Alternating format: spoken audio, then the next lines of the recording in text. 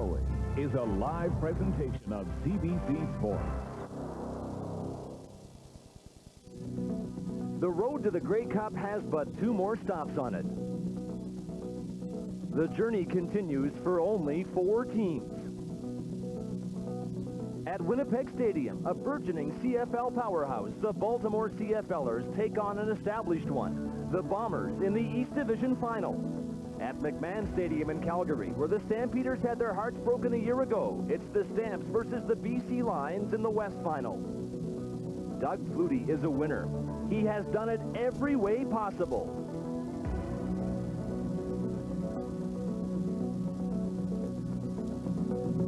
But for a year now, he and the Calgary Stampeders have been haunted by these images. Kent Austin is durable. Only 3 weeks ago, he suffered the worst kind of shoulder separation. Last week, he came off the bench to lead the BC Lions to a semi-final victory. Welcome to Winnipeg, where the home team is used to celebrating playoff victories. Which Matt Dunnigan will show up for the Bombers today? The quarterback who thinks he's a linebacker, or the quarterback with a fine touch?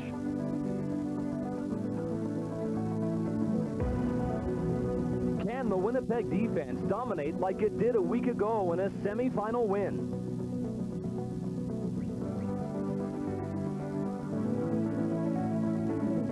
It may have to against the Baltimore CFL'ers, an expansion team in name only, a team led by veterans who know their craft.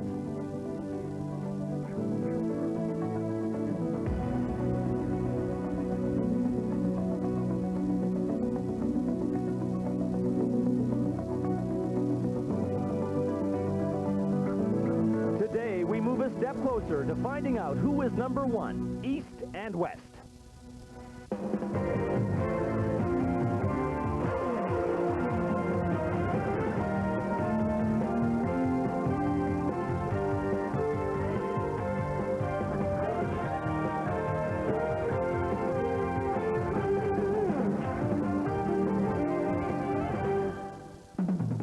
At Winnipeg Stadium, the faithful are settling in for a game that could send the Bombers to the Grey Cup for the 3rd straight year. The forecast high in Winnipeg today is 0. It's not quite the home ice advantage the Bombers were hoping for.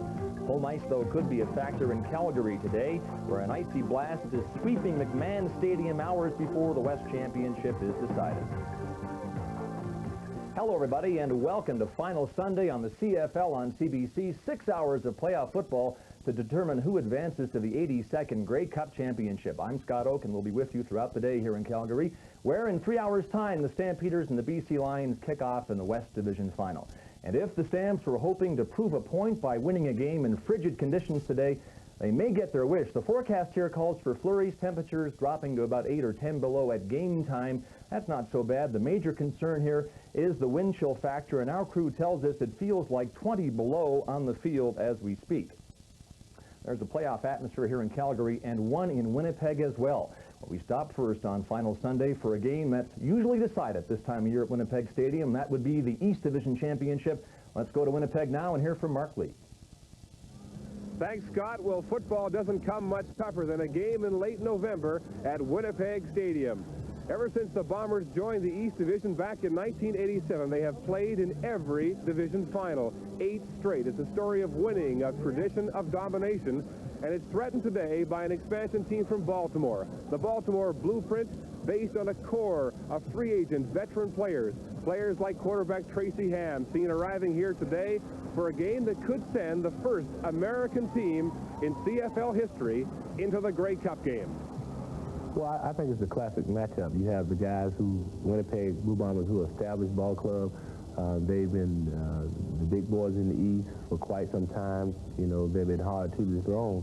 And then you got the new kids on the block who are trying to establish themselves, that they can compete in this league, and they can be very competitive. They can compete for a championship. But winning builds confidence for players like quarterback Matt Dunnigan. His Bombers 1 win from tying the Edmonton playoff record of 44. Well, I'm sure that it's a factor, and I'm sure they're thinking about it. They know our winning tradition. They know how we play here. They know that the conditions are conducive to Bomber type of football. I think all those things will have an effect on him, but Don Matthews will try to eliminate any of that, and he will use psychology on his ball players to get them focused on other things as opposed to our winning tradition, but our winning tradition is there. A lot of tension between these football teams, nearly a brawl yesterday during the final practice when they were both on the field at the same time. Cal Murphy says he's so mad he won't be shaking hands at the end of this game, win or lose. For their thoughts now, let's go to the broadcast booth and welcome Don and James. Thanks, Mark. Hi, everybody. James, there's more to this football game than which team advances to the Grey Cup. Baltimore attempting to do something no other expansion team has ever achieved. Winnipeg looking for redemption for that 47-point drubbing a couple of weeks ago. And, of course, it's the rivalry, the Canadian player against the American player. But what does Baltimore have to do this afternoon to win this football game? Baltimore has to be very disciplined this afternoon when they win this game if they're going to win it. They have to maintain their season average as far as rushing, Don. That's a big key for them. Limit the turnovers. In the inclement weather that we have here at Winnipeg Stadium, the ball becomes very slick, so they have to make sure that they hold on to the football. Pressure Matt Dunnigan. That's going to be a key. Can they make Matt Dunnigan move around, get out of the pocket, and they have to get to him early. The last game in Baltimore, the pressure was consistent. Matt Dunnigan had a tough day.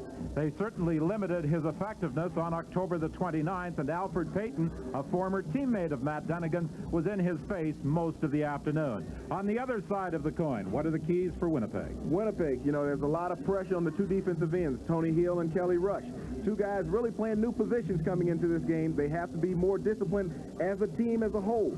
They cannot let the head games that they got into early in the week play part of this afternoon's contest. Which Matt Dunnigan will show up? The Matt Dunnigan who threw for 713 yards or the 189 yards last time around? Well, I don't think there's any doubt that the key for Winnipeg to advance to a third straight Grey Cup game revolves around number 16. Well, Matt has to have that team leadership quality that he's been so renowned for this afternoon, because it's going to be very important that he can come in, and you'll notice early with Matt Dunnigan whether he's in this game or not today, Don. Should be a whale of a football game, Baltimore and Winnipeg at Winnipeg Stadium, where the Bombers have not lost a playoff game since 1987. Mark? And Don, Matt Dunnigan is 5-0 in division finals. They say here in Winnipeg, as he goes, so go the Bombers. We are minutes to kickoff at Winnipeg Stadium, but right now let's go back to Calgary and rejoin Scott Oak. Okay, Mark, and this footage just in via satellite from Regina, where word is a fellow named Lancaster carved out a highly successful career in the 60s and 70s, and last year Ron Lancaster coached the Edmonton Eskimos to the Grey Cup Championship. Over the last 2 seasons in Sacramento, David Archer has established himself as one of the best pure passers in the CFL. He is one of only 3 quarterbacks to ever throw 6,000 yards of passes in one season. And so the coach of the defending Grey Cup champions and one of the CFL's marquee players are with us as final Sunday analysts. Welcome, David and Ron. Welcome back, Ron, even if you weren't planning on being available today, but we're delighted to offer both of you some casual employment. David, consensus is that caliber of quarterbacking in the CFL this year is as good as it's ever been, and there's a great matchup pending in Winnipeg between Tracy Ham of Baltimore and Matt Dunnigan of Winnipeg. It's one that strikes your interest. Great matchup. 2 veteran quarterbacks. Matt Dunnigan, very fiery guy. He's going to have to keep his poise today to keep his team involved in the game. Tracy Ham, a guy that speaks just by the way he plays, and he's going to have to do that very well today because he's going to have to get everybody involved. They have a no-huddle offense. Mike Pringle needs to be involved in their offense. Ron, early in the season, Matt Dunnigan carved up your Eskimo defense for a CFL single-game record, 713 yards passing. That's not going to happen today, but James made this point earlier, and I know you want to emphasize it, and it is that if Matt Dunnigan's going to play well, Tracy Ham also, they both need time. It's the story of the game. Who does the best job up front is going to win. In the last game with Baltimore, the Baltimore defense rushed Dunnigan, got him off his game and upset him, and that's what David was talking about. And with the other side of the coin, the Winnipeg defense has had problems. They got an awful big offensive line to face again today, and Baltimore has had a great year running the football. This is where the game is going to be won, on the line of scrimmage. So we'll keep our eyes on the trenches in Winnipeg today. David, you faced the Baltimore defense twice with Sacramento this year, and Sacramento beat Baltimore twice. Do you think the Winnipeg O-line can hold up the Baltimore rush? And I'm not suggesting they have to hold to do it. Oh, I think they can. I think that they need to pound them. I think they need to play a physical game. They need to get after them. O.J. Brigance and Alfred Payton are finesse guys who like to try to use their speed and rush the passer. I think they can pound them. Ron, quickly, it would seem the Baltimore offensive line is up to any challenge whatsoever, having opened up holes this year for Mike Pringle to set that CFL single-season rushing record. Well, they keep him off Tracy, and that allows Pringle to run the football and Tracy to run around like he does. And that's very key in big football games. That front seven decide the outcome of the game. Thank you both. We'll hear from you throughout the day on Final Sunday. And so the Bombers in Baltimore, moments away from kicking off the East Division Championship game at Winnipeg Stadium. Can the Bombers make it 5 Grey Cup appearances in the last 7 years? Enjoy the game. We'll talk to you at halftime.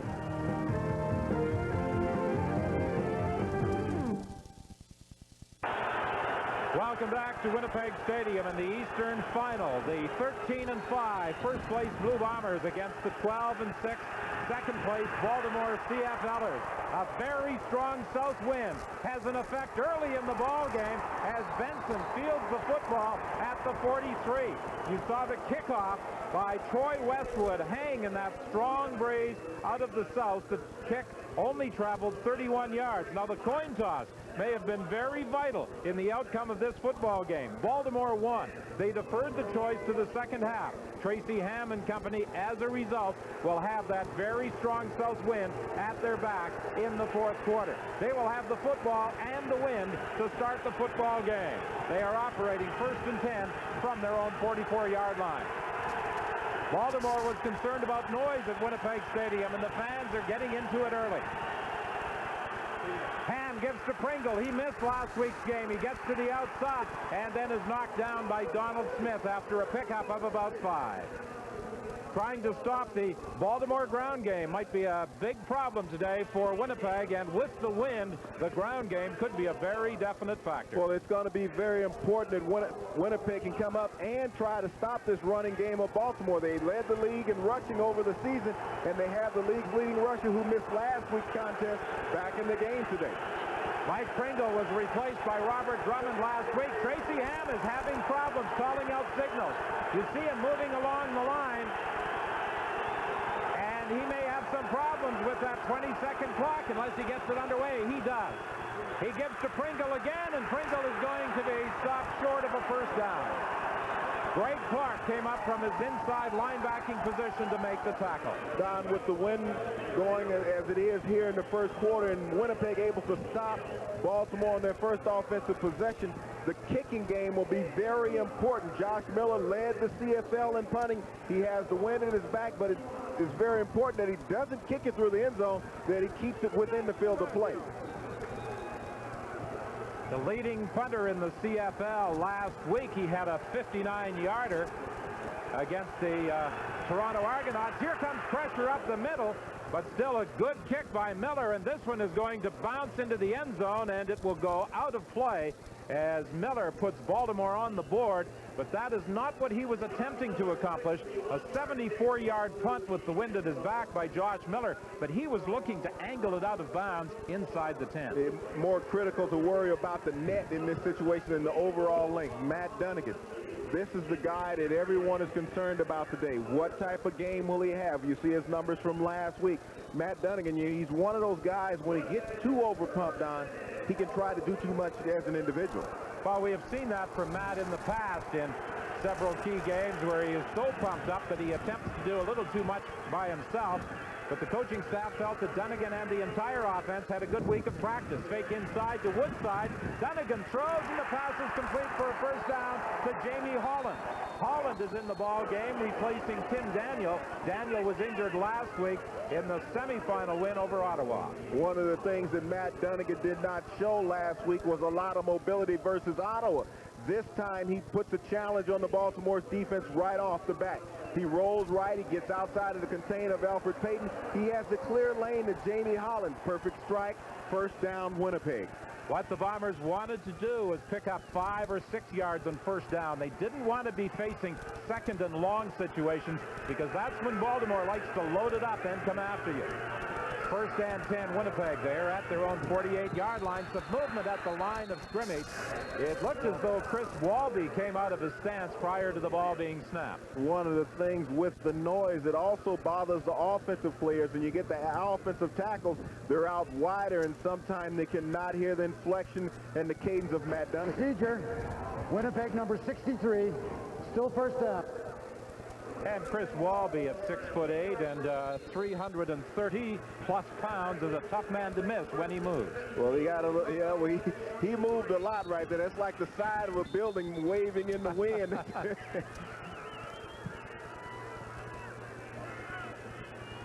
Apparently, there was a problem with the 20-second clock. They had to reset it. Now the whistle blows. Jake Ireland, the referee this afternoon.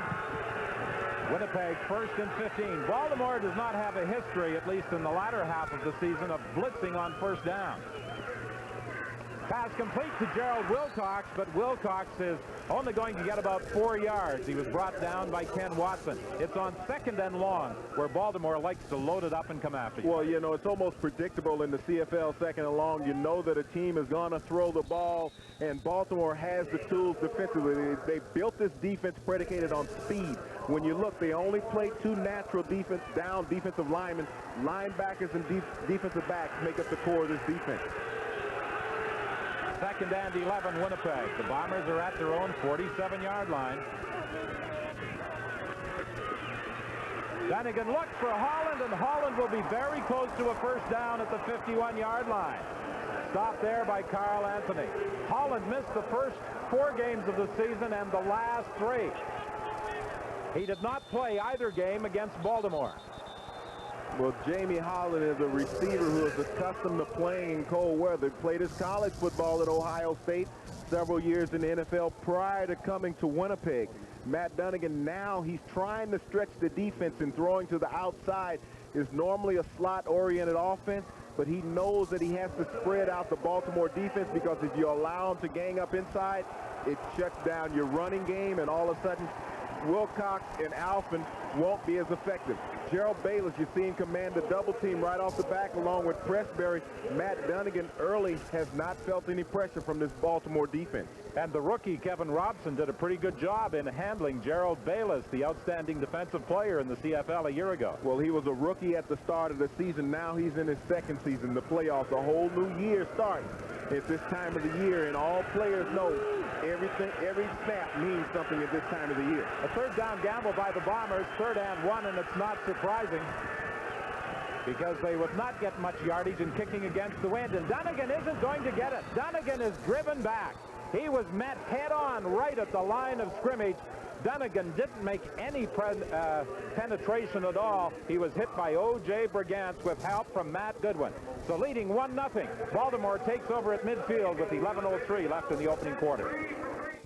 Come back to Winnipeg. You get a shot of O.J. Brigance right here. Watch O.J. right here as he's sitting here. This is the key. He's going to come down. Matt Dunnigan stays too high, and that's where the contact is made. He comes through unblocked. Great penetration. Great get off the ball by the Baltimore defense. Don, I think they're making a statement early that, hey, they came to win this football game. Baltimore leading 1-0, 1st and 10. They are at the 52.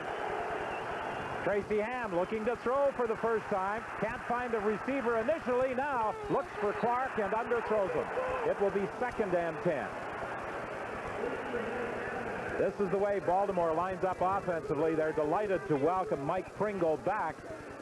Robert Drummond, who did such a fine job in the semifinal against Toronto, is also dressed, and we might see both Pringle and Drummond in the Baltimore backfield this afternoon. Pringle with a league record 1,972 yards during regular season play.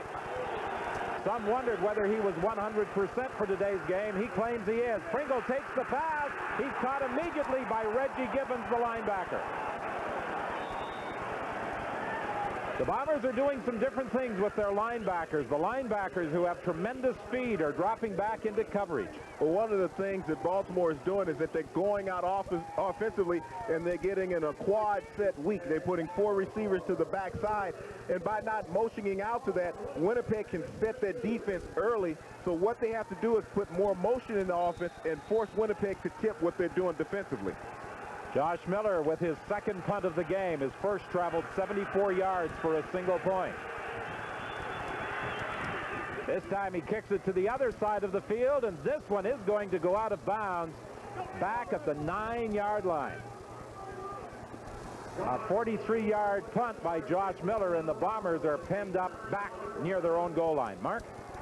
Well, Don, this may be Baltimore's stiffest opponent in this football game, a 4-foot speaker. The Baltimore CFL'ers filing a complaint with the league earlier this week saying the noise was just too loud. The music, the fans was distracting. Well, the Bombers have responded by bringing an even bigger and louder sound system. There are 10,000 watts of sound coming out of this system. It's worth $150,000. That compares with the system they had last week, which cost only $20,000.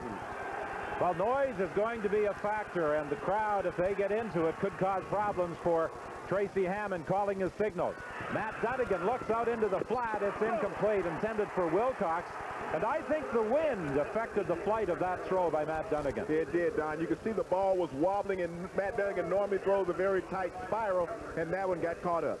This is the way the Bombers line up. Jamie Holland has replaced Tim Daniel at a wide receiver position. Basically, other than that, the same offensive set for Winnipeg that faced Ottawa last week. Don, you know, they've talked about the noise and everything with the speakers, but the bottom line, the game is going to be played on the field with the players. Keith Woodside, we got to look at him replacing the third leading rusher in the CFL this year, Blaze Bryant.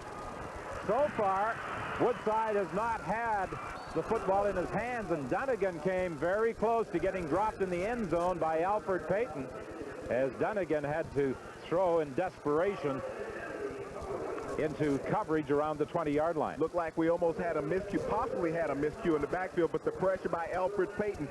Matt Dunnigan is seeing Alfred come right up in his face, and Matt, a younger Matt, when he was healthy, could normally outrun that pressure, but now he doesn't have the ability to elude those swifter defenders, and you could see that time he had to get rid of the ball in desperation. Now, this could be an interesting situation for Winnipeg. Veteran Bob Cameron into the ball game. Will he give up 2 points? Will he give up a safety touch rather than try and punt against the wind? And Baltimore would get the ball back at about the 25-yard line. I honestly feel that Bob Cameron, even though he is the best bad weather kicker in the CFL, will concede a safety right here because they will be kicking off from the 35 at that point and possibly get Baltimore back across midfield. Right now, they're going to start in field goal range if he tries to punt this ball. Winnipeg number 6. Still third down. And taking the time count violation was to see what the rushing scheme that Baltimore was going to set up, because they came into this game having blocked 7 punts in the regular season and 1 last week versus Toronto. So this is the team that will get after your punter. I recall a Grey Cup game in 1965 at the old CNE Stadium in Toronto, Winnipeg and Hamilton, where Winnipeg conceded safety touch after safety touch. No, Cameron is going to punt it. Taken by Lester Smith, and he is down at the 29-yard line. I'm sure a lot of people anticipated, and I know I did, that Cal Murphy had instructed Bob Cameron to give up 2 points on a safety touch. Instead, he punted, but only a 28-yard kick. Very gutsy call by Coach Cal Murphy to go out and punt the ball. I think what he is putting in the mind of Baltimore players right now, we've been able to stop you defensively in your first 2 series, and if you score any points, you're going to have to earn them. We're just not going to give them to you. 8:39 remaining in the opening quarter. 1-0 Baltimore leads. First and 10. The handoff to Pringle. Pringle forced to the outside and dropped for a loss by Del Lyles.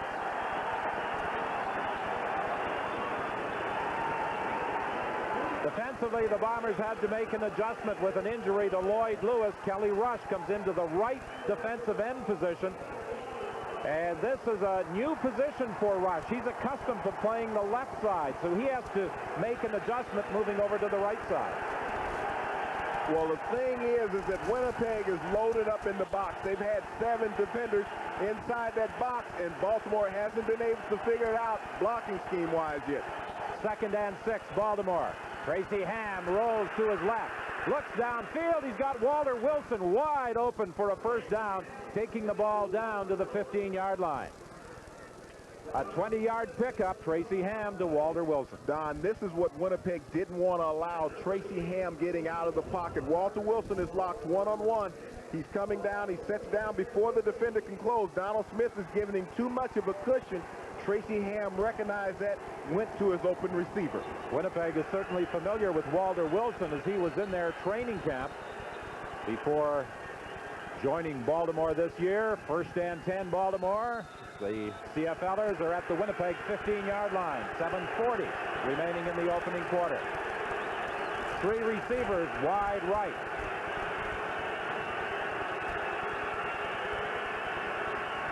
Ham gives the ball to Pringle. Pringle breaks a couple of tackles and takes it inside the 10 before he's brought down by Paul Randolph. Don, you know, a lot has been mentioned about the elements this afternoon. When you think about it, Tracy Ham spent the early part of his career in Edmonton, so he was very accustomed to playing at this time of the year in these type of conditions. And players on both sides of the line both have to play in these conditions today, so it's really no advantage for either team. I think Tracy Ham had the best comment. He said, it's not like Winnipeg is playing indoors and we're playing outside.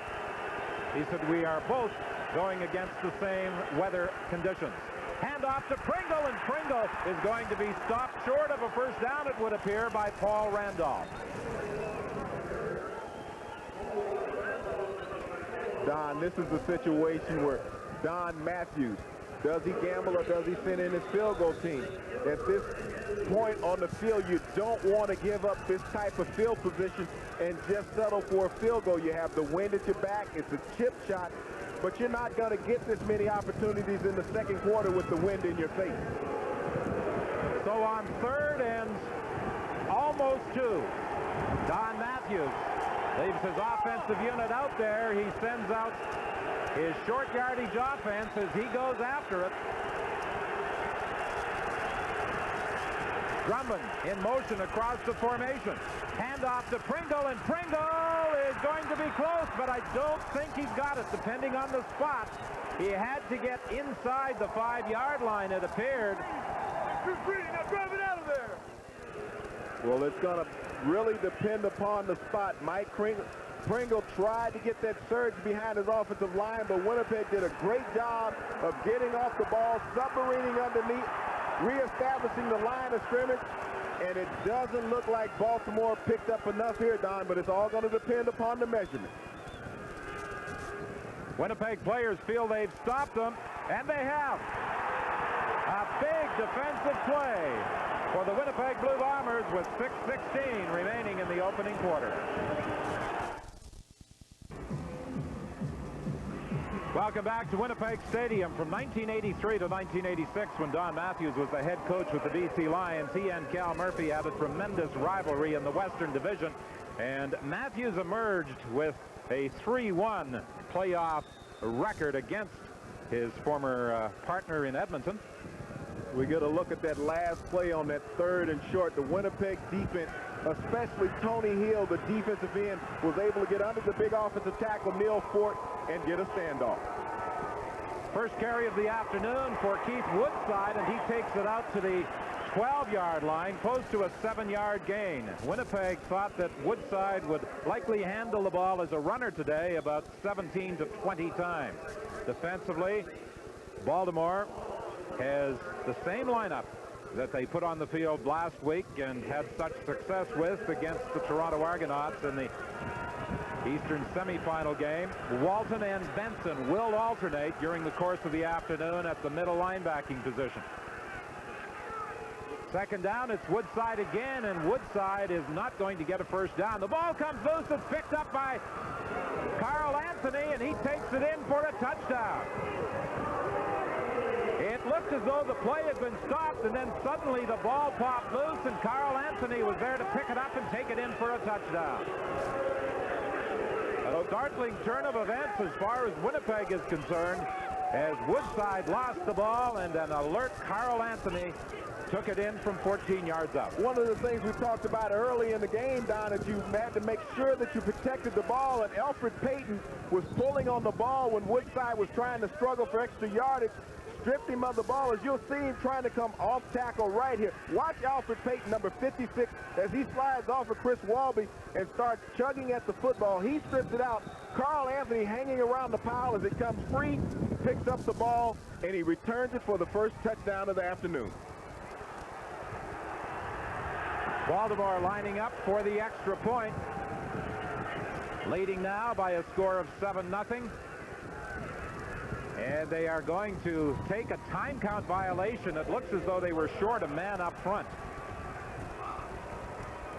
John Earl had been attempting to get into the ball game and was late coming on the field, so as a result, Donald Igwe-Beakey took a deliberate time count violation. Well, all points are very critical. You don't want to be a man short and have a player come in clean off the corner and block an extra point attempt when you have the wind at your back.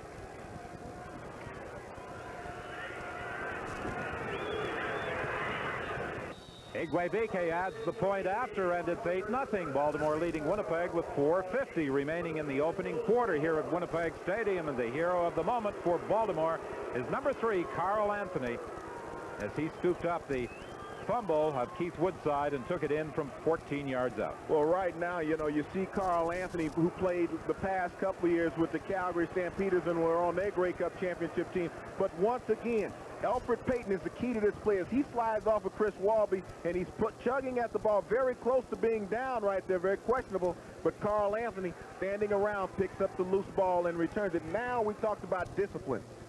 How will Winnipeg handle that? Will they come back mentally ready? Will they come back jawing at the officials? They need to keep their heads in the football game.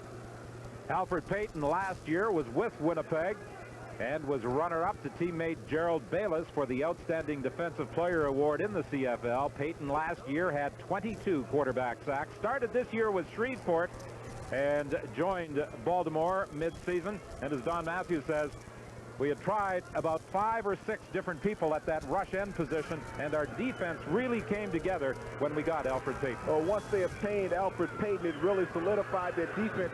Their total yardage giving up on defense was reduced by about 85 yards a game once the addition of Alfred Payton, because he was that experienced guy to complement O.J. Brigance on the other defensive end position, and it just solidified that whole front. You got 3 solid veterans. Robert Pressberry was the rookie up front, and they all gelled together. Watson has to pin the ball in the kicking tee, and Igwebike has his kick sail through the end zone untouched. A 95-yard kick by Donald Igwebike, but it was not touched. So the Winnipeg Blue Bombers will scrimmage 1st and 10 from the 25. Well, Igwebike got too much leg into that, and a smart move by the returners of Winnipeg not to touch the ball to allow it to carry through the end zone, because you don't get the single point on that. We'll get one more look at this touchdown by Baltimore early, as Woodside looked very close to being down on the play. But Carl Anthony, as any headsy player should do, if the ball is loose, pick it up and run. Let the officials make the decision at that point. 1st and 10, Winnipeg. Pass is complete to Gerald Alphin, and he gets up close to the 35-yard line. Brought down by Charles Anthony. Matt Dunnigan seems very content to try to stretch this Baltimore defense vertically. He has not really attempted to go over the middle as of yet. The 2 Geralds, Wilcox and Alphin, were the leading receivers for Winnipeg. Gerald Alphin with 73 catches, and he had 18 touchdowns during the course of the year. 2nd and 1, Winnipeg. Chris Johnstone is nailed right at the line of scrimmage. The ball comes loose, but the play had already been whistled dead. And again, Winnipeg attempting to run inside has really had some difficulty. They were stopped, remember, in a 3rd down gamble at the Baltimore 52-yard line, and this play was stopped at the Winnipeg 34. Well, Robinson and Cusey were concerned of the Winnipeg coaching staff, and the Baltimore coaching staff felt that they could take advantage of the 2 young offensive guards in their first year in the CFL. And Gerald Bayless, as you spoke about earlier, last year's outstanding defensive player in the CFL, and Robert Pressberry, the 2 defensive tackles for Baltimore, have done a fine job early in the game stuffing the run of Winnipeg. Cameron's first punt from out of the end zone traveled just 28 yards. This time he stands at his own 20-yard line. Ken Burris is onside in the event that this kick should be mishandled. It is, and who's got it? Winnipeg claim they have recovered, and the officials concur. Brendan Rogers, a key member of the special teams, comes up with the loose ball with 3:09 left in the first quarter. Backup linebacker, number 35, Brendan Rogers, has been a key special teams performer all season for Winnipeg. On October 23rd against BC, he had 8 special team tackles, and he comes up with a huge play for the Bombers, scooping up the loose ball on this 3rd down punt. That's what continuing hustling will do for you, and Brendan Rogers has been a player that has done that throughout his career. He's the leader of the Bombers special teams. And that time, maintaining his lane control coming down the field, knowing what his job responsibility was, he was rewarded with the fumble recovery. Winnipeg, 1st and 10, the ball at the 53. Wherever you're looking in this afternoon, we hope you're enjoying the action from Winnipeg Stadium, and a special hello to those folks in Baltimore who are watching on WMAR. Woodside, the ball carrier, he got back to the line of scrimmage and is brought down there by Scott Miller. Miller has moved into the ball game as a backup, not one of the starting front four for Baltimore. And now he is heading back to the sidelines. Well, they're going to leave him in. He started off to the Baltimore bench, but remains in there. Walton has moved out from a linebacking position. 2nd and 10. Dunnigan throwing over the middle. Jackson's got it for a 1st down.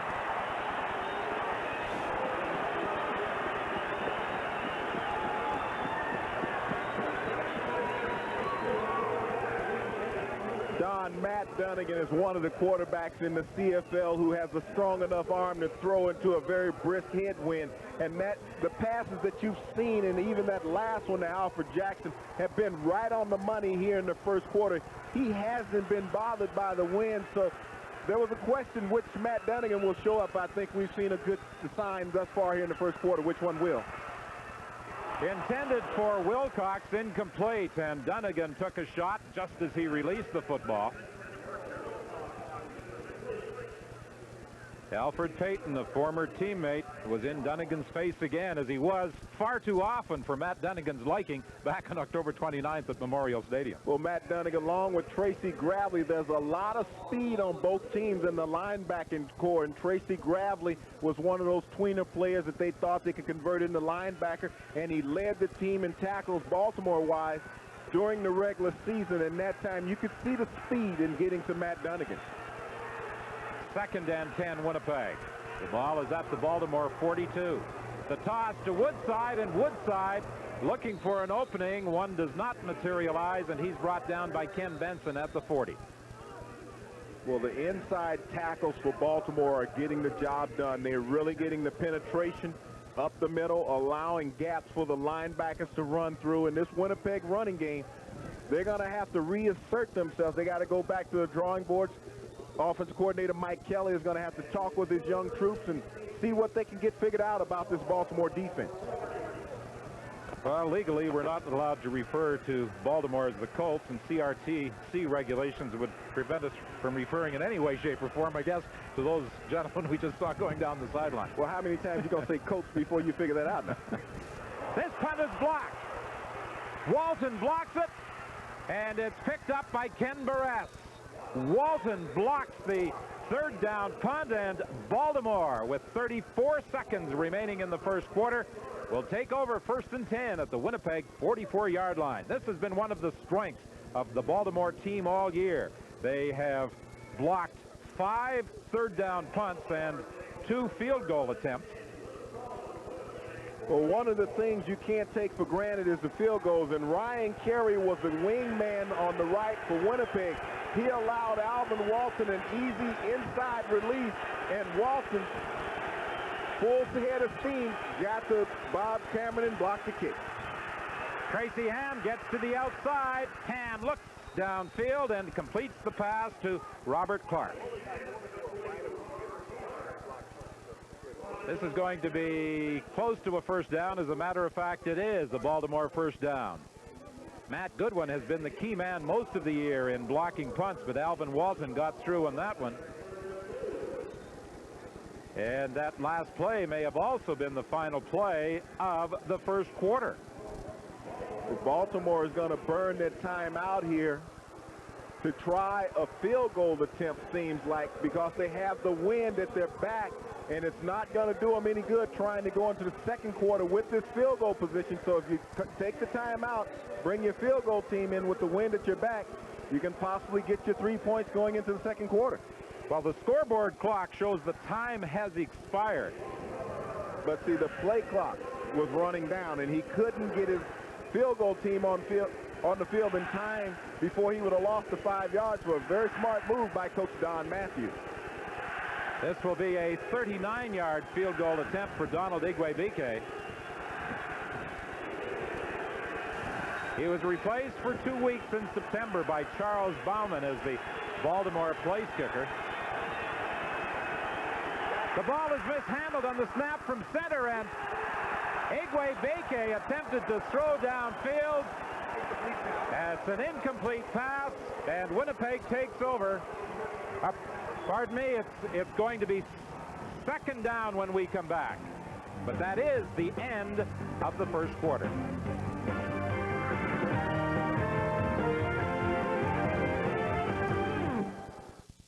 By opting for a field goal attempt with the wind on the final play of the first quarter on first down, with Igwe-Bike throwing an incomplete pass, it is 2nd and 10 for Baltimore, going against the wind to start the second quarter. Well, mentally right now you have Baltimore winning that battle, because even though they didn't get the field goal on the last play of the first quarter, they still maintain possession of the football, so it has to be somewhat demoralizing for Winnipeg.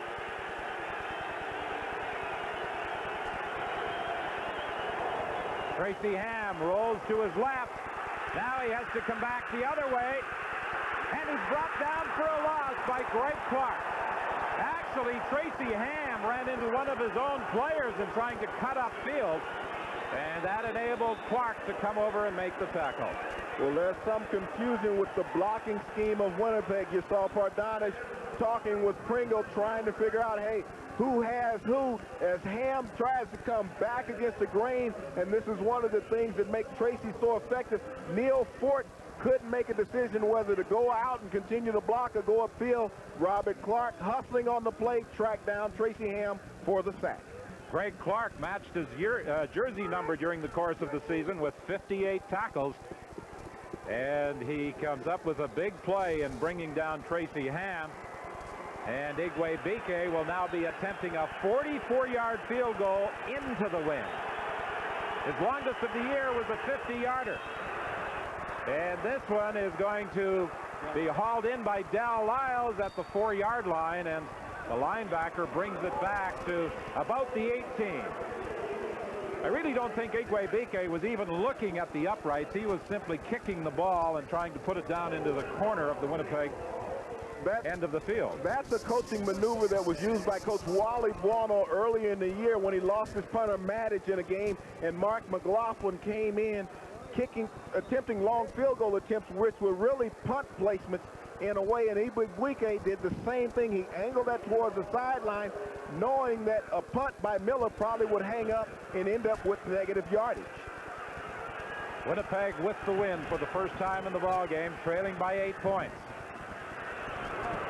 Dunnigan looks upfield for Wilcox, incomplete.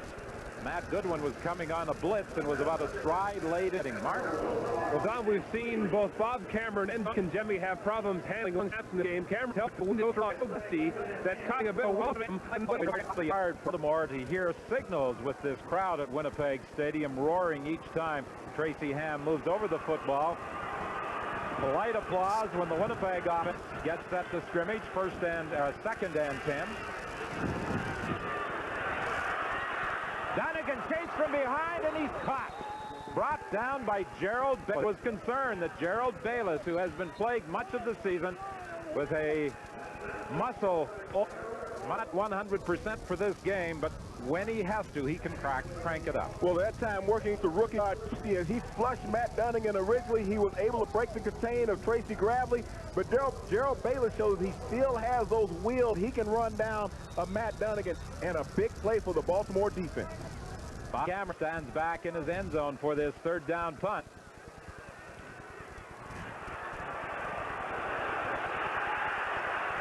Taken by Danny, 60-yard by Cameron to make that Carl Anthony took into the end zone for the major score. Really in the to choose. And you had that entire first quarter, but now the true challenge: how will Baltimore handle the wind directly in their face? Baltimore 12:42 remaining in the first half. Hand off to Pringle. Pringle back to the inside. And the leading rusher in the CFL has about a 7-yard gain. Well, this is what Baltimore hoped to be able to come into this game this afternoon to do, is establish the running game, get that surge from the big horses up front, and you can see as they're reach blocking here, trying to pin the Winnipeg defensive line inside, but Mike Pringle cuts back underneath the flow and able to pick up 7 yards on first down. Guy Earl came out of his guard position to lead block for Pringle, and it will be 2nd and 3, Baltimore. Not often does a running back have an opportunity to have identical twins as 2 of his bodyguards. The Earl twins, number 60 and 63.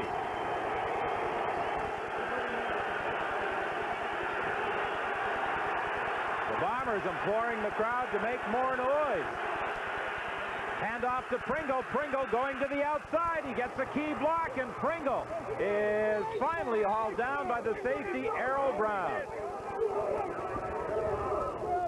A 20-yard run for Mike Pringle. It's this ability to move the ball along the ground that could be a big factor in favor of Baltimore operating against the wind. The key is that they had all of the Bombers pinned inside box, and watch Guy Earl as he gets around the corner and gets a pin on Robert Clark. He only had to slow him down, and Earl Brown was forced to come up from his safety position to ride him out of bounds. But right now, Baltimore is winning the war in the trenches. 1st and 10, Baltimore from the Winnipeg 41. The give to Pringle again, and Pringle picks up about 4. The thing that this does, Don, more than anything else, is that it keeps Matt Dunnigan on the sideline with the wind at his back, and he doesn't have an opportunity to come on the field offensively, and he also gets cold and stiff. And so when he comes back into the game, he may not be as fluid as an athlete as he wants to be. Winnipeg making a defensive adjustment as Baltimore scrimmages 2nd and 6. The ball is at the Winnipeg 38-yard line. Winnipeg brings in 2 extra linebackers, Sangaris and Brendan Rogers. Hand off again to Pringle. Pringle trying to go outside, and he will be very close to another Baltimore first down. He had to get close to the 30-yard line, and it appears he is there.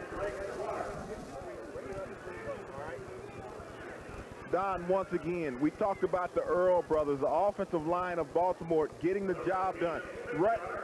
The right guard here, Guy Earl, you'll see him. He's going to pull out. He's going to lead way for Mike Pringle. As he gets around the corner, watch the hustle as he makes sure that his back can get to those yardsticks. As he comes around, knocks off Donald Smith, allowing that lane for Pringle to pick up the first down.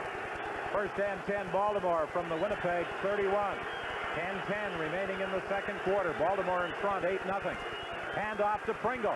Pringle, following a couple of good blocks, will get about 5 more. And as long as he continues to pick up 5 yards per carry, Winnipeg is going to have problems. The thing is that they're changing up their blocking scheme. At all times, before we saw John Earl on the lead block, that time they came with a counter, but the lead blocker was Sheldon Canley, who had gone out on a wing, came back in, kicked out, allowing Pringle to pick up the 6 yards on first down. And Baltimore in this 2nd quarter is certainly taking the wind advantage away from the Bombers. Pringle has carried 11 times so far for 53 yards.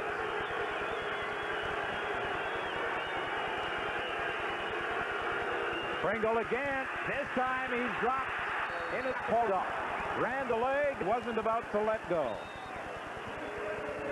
Someone on the Winnipeg side of things had to make a play. Paul Randolph that time shot the gap. He saw the trap coming, came underneath, grabbed him by the leg. And Brendan Rogers came in to finish the job as Winnipeg has moved Rogers and Randolph, or Sangaris, into the ball game, and what they think is an obvious running situation trying to stop Mike Pringle, and they did that time. And now Donald Igwe-Beke will attempt a 35-yard field goal.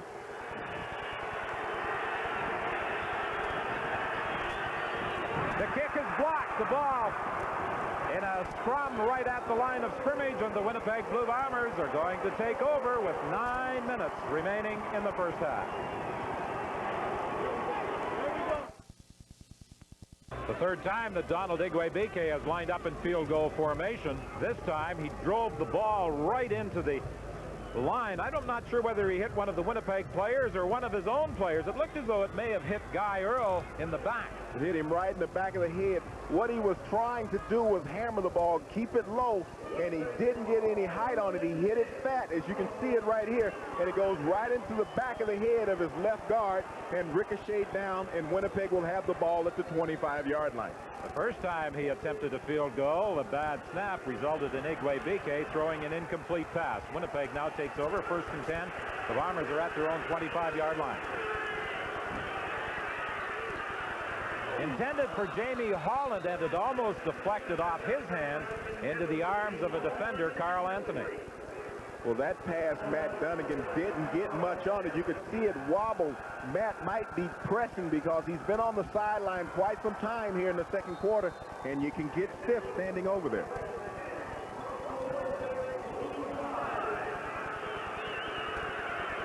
.8:35 remaining in the first half. Baltimore leads Winnipeg by a score of 8-0.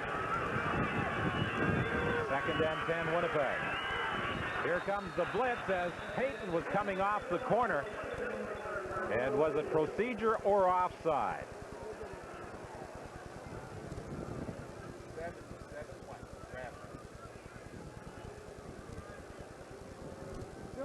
Still second. Offside. Baltimore number 56. Still second. So Alfred Payton moved prematurely, and it will be Winnipeg's 2nd and 5. Payton was clearly into the Bomber backfield prior to the ball being snapped. Well, he figured if he ran that far, he might as well hit someone while he was back there. Might just as well keep on going.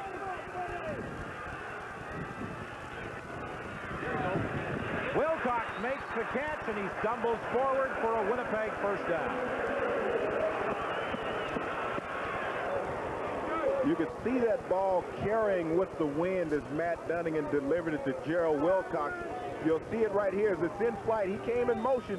No one covered him. He ran into that zone, and the ball came in front of him as the wind carried it. Wilcox, 111 regular season catches. Only Alan Pitts of Calgary 3 times, James Murphy of Winnipeg, and Terry Greer of Toronto have ever caught more passes in a single season. This time it's Gerald Alphen for a gain of about 6 or 7 yards. And I think this is something that Winnipeg will have to do. Stay with that short passing game and be patient. The short underneath passing game. Matt Dunnigan, majority of his passes have gone to the outside. He hasn't attempted going over the middle, and that's one of the areas where Baltimore has been very effective this year, and they got a lot of speed, so he feels that if he can stretch the defense continuously, hopefully he can get one of those shovel passes to Woodside up inside. The toss to Woodside, and Baltimore has really shut down the Winnipeg ground game.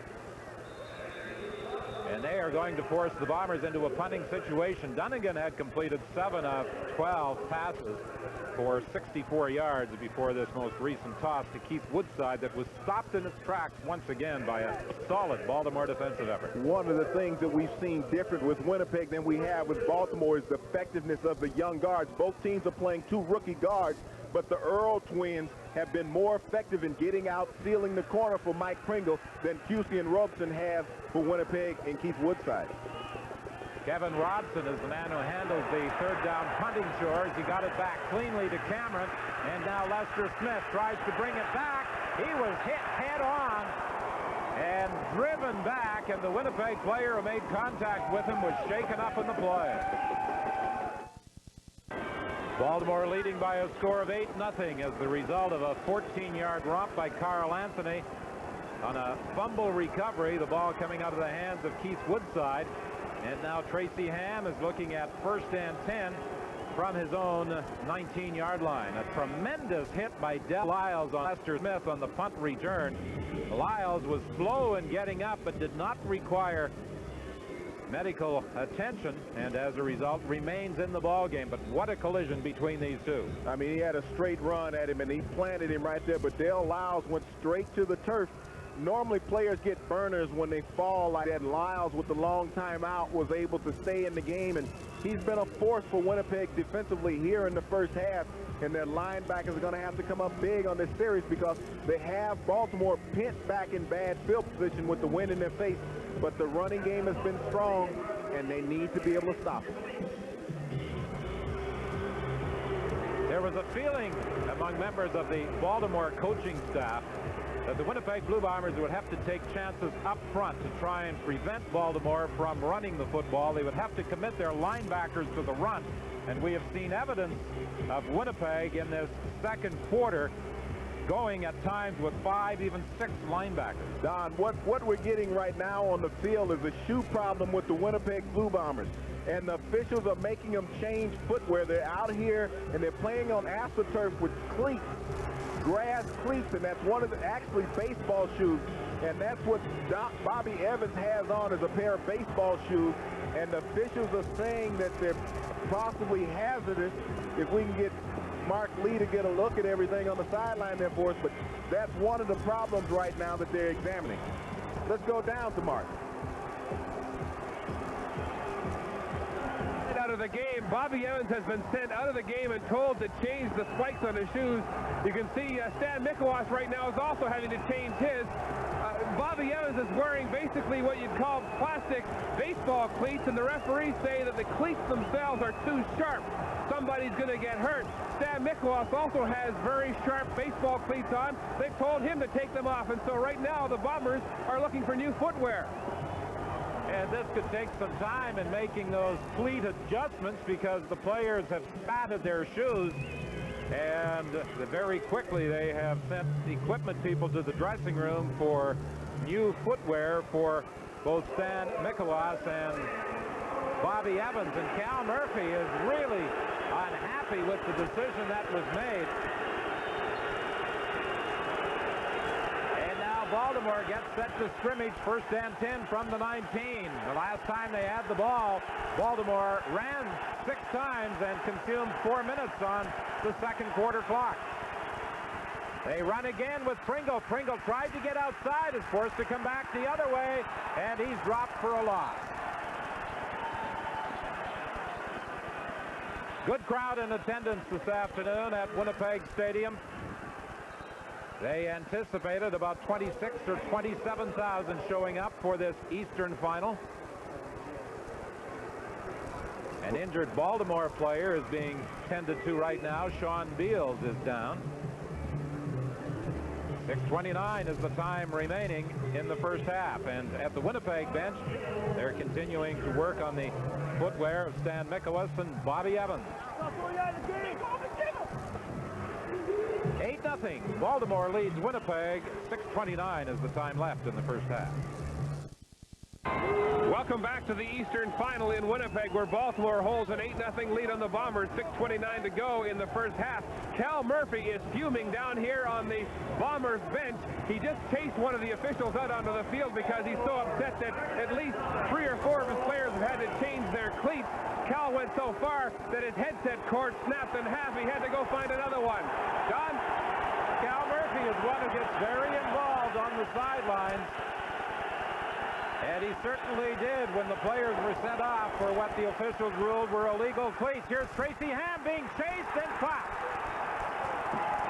Bobby Evans getting new footwear.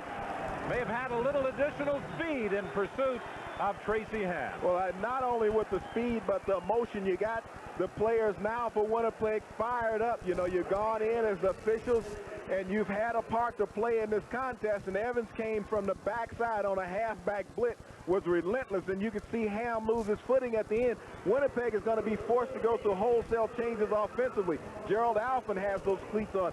Keith Woodside has those cleats on. So you're seeing players hustling and scrambling right now, trying to get the proper footwear on. Winnipeg will get the ball back in pretty good field position as Josh Miller is punting into the wind for the first time.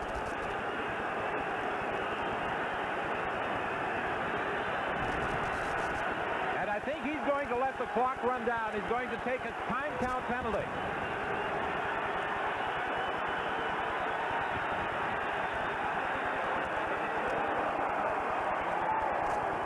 Baltimore might have been a player short. Also, Matt Dunnigan, the quarterback for Winnipeg, is scrambling on the sideline right now, trying to get his shoes changed. That's one of the things, and that was actually started several years ago here in Winnipeg by linebacker James West, who wore those baseball-type cleats here on the AstroTurf, but I think the officials, as Mark alluded to earlier, felt that it was too dangerous with that sharp edge in this cold weather for the players who didn't wear them, and if you get them on the skin, you could rip it. We anticipated earlier that Winnipeg might concede a safety touch when they were punting against the wind, and Baltimore is going to do it. Josh Miller, rather than try and kick into that strong wind, is going to concede 2 points. Bob Cameron punted out of the end zone, a 28-yard effort. Josh Miller, after taking the time count violation, concedes the 2 points. Winnipeg is on the board with 5:35 remaining in the first half. Don, one of the things that started earlier in the week, and it was in the papers about the hotel, the music here in Winnipeg, and the mind games continue on. Don Matthews now one-up Cal Murphy again with the shoe situation. That's a move that comes from the sideline. The officials don't normally take that initiative right off the back because the players start to examine the footwear. But some players from Baltimore possibly complained about it, and at that point they had to step in and force the move. Well, Cal Murphy and Don Matthews were co-coaches, assistant coaches during the Edmonton dynasty, 78 to 82. And I suppose the old adage applies, familiarity can breed contempt, because they don't really like each other anymore, do they? I think you brought it up that they used to roam together on the road or something like that. And Cal almost came out of his chair at you at that point. And no, there's no love lost between these two, but there's no love lost between these two teams this year. They split during the regular season, and this is for it all this afternoon. Dunnigan looking for Jamie Holland. There's a penalty flag. Carl Anthony may be flagged for pass interference.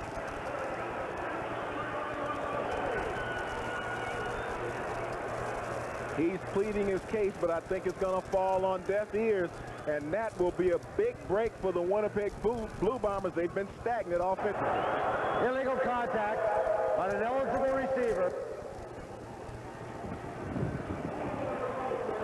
It's a 10-yard penalty as Carl Anthony is flagged for interference. 5:17 remaining in the first half. 8-2, Baltimore leads Winnipeg. And now how effective will Matt Dunnigan be with just the normal footwear on his feet? He had to change his shoes, and so how will he maneuver around? Pass complete to Jackson, but there's a penalty flag. Jackson will have a first down depending on the penalty call. Well, it's going to be holding. He was allowed the time by his offensive line, and holding is a very liberal rule in the CFL, and not often is it called, but this one is going to cost the Bombers. Holding. Winnipeg number 60. Repeat first down. Dave Van Conant, the center, is having some problems with Gerald Bayless, and it appeared as though he put the clutches on him in order to prevent him from getting to the quarterback, Matt Dunnigan. I don't know if you call it a problem. Looked more like a suplex on that last move because he grabbed him up high and slung him down to the turf, but cost the Bombers 10 yards offensively. 4:44 remaining in the first half. Dunnigan rolls, throws for Jackson. He'll be very close to the first down.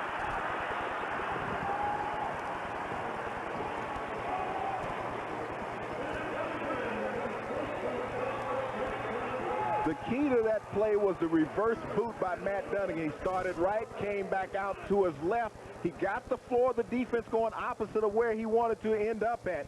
And you could see the arm strength of a Matt Dunnigan getting it there with a nice tight spiral.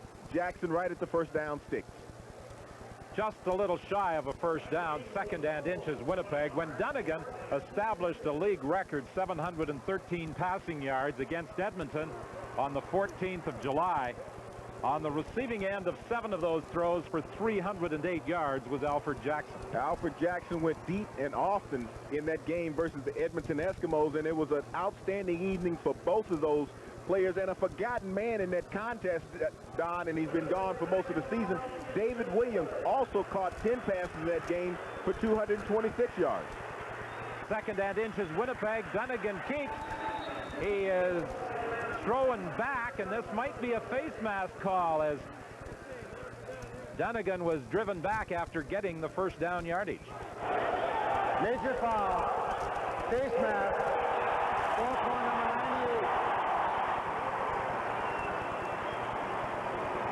98. So Winnipeg's field position improves dramatically with the face mask call against Gerald Bayless, taking the ball inside the Baltimore 40.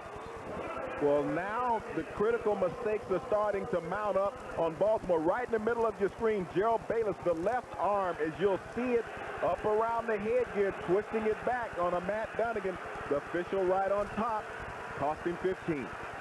8-2, Baltimore leads. Movement at the line of scrimmage. This could be a free one. Pass is complete to Jackson, and he takes it to the 20. It looked as though Scott Miller had moved prior to the ball being snapped. Dunnigan with a free throw delivered it to Alfred Jackson. Well, Matt Dunnigan now is starting to find his rhythm. He had it somewhat in the first quarter. Early in this quarter, he kind of lost it. But now he's into the game mentally. And when you get a Matt Dunnigan playing as tenacious as he is right now, can cause a lot of problems for your secondary. And Alfred Jackson, twice in this sequence, has caught big passes. Took a while for Winnipeg to find a position for Alfred Jackson. He was with the team as both a defensive back and a receiver last year. This year he has been used exclusively as a wideout. Pass complete to Chris Johnstone at the, no, they ruled incomplete at the 15-yard line. Dunnigan now 9 of 14 for 102 yards. Well, that time Baltimore knew they needed to bring more pressure on Matt Dunnigan, came with the blitz. Got up in Matt's face, forced him to get rid of it early. Johnstone just not able to make the reception. Quite an amazing year for Matt Dunnigan. He would have established career highs in a number of areas had he not missed 7 games as a result of an injury.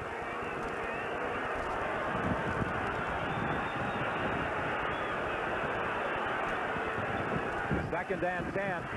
Dunnigan's in trouble. Won't get a chance to throw. Hauled down by Matt Goodwin. Don, when Baltimore has had a big play guy all year long, Matt Dunnigan has done it. And with 3 minutes to go here in the second quarter in Winnipeg, 8-2 Baltimore. Welcome back to Winnipeg, where strong winds continue to keep the score down low. 8-2 Baltimore with 3 minutes to go in the first half. Coming up on Live in the Half, we're going to Graceland. We'll talk to Pepper Rogers, part of a group given provisional approval for a new CFL franchise in Memphis. We'll also join Scott Oak and our game day guests, Ron Lancaster and David Archer, live from Calgary, the scene of the Western Final, BC and the Stampeders, coming up right after this game. Don?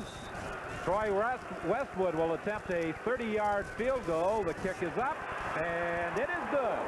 And the Winnipeg Blue Bombers have closed to within 3 points with 2:53 remaining in the first half. Well, many people anticipated that this would be a whale of a battle for this Eastern Division Championship. The teams split their 2 regular season games. Winnipeg winning on July 28th, 39-32 in the showdown for first place at Memorial Stadium in Baltimore on the 29th of October. Baltimore won 57-10. But the Winnipeg players used that game as motivation in preparing for this one. And as Don Matthews said, you can't take those 57 points and bring them into Winnipeg Stadium for this playoff encounter. Well, I think it's been proven already here in the first half, Don. If you look at the scoreboard with Baltimore leading 8-5, it's been a total defensive battle. Tracy Ham, you see his number, only 3 or 4 today for 38 yards. He hasn't been willing to put the ball in the air. But the Winnipeg rush has been a big part of that. He's tried to pass, but they've been able to track him down. Winnipeg again going with that additional linebacker in the defensive role as Chris Sangaris comes into the ball game. Baltimore is concentrated on a running game, revolving around Mike Pringle, and why not? He led the league in rushing. Ham fakes to Pringle, now tries to get outside of Del Lyles. He's forced to come back the other way, and down he goes at the 30. Tremendous pursuit on the part of the Blue Bombers in tracking down Tracy Ham. Well, that's one of the things that this defense has been built on. Del Lyles was the the guy who was able to track him down, but misdirection is what Baltimore is trying to employ. You'll see the fake to Mike Pringle and the naked boot by Tracy Ham, but Dale Lyles stayed at home. That was the key. Discipline. Talked about it earlier, and discipline covers a lot of areas, and you saw it right there by the linebacker Lyles.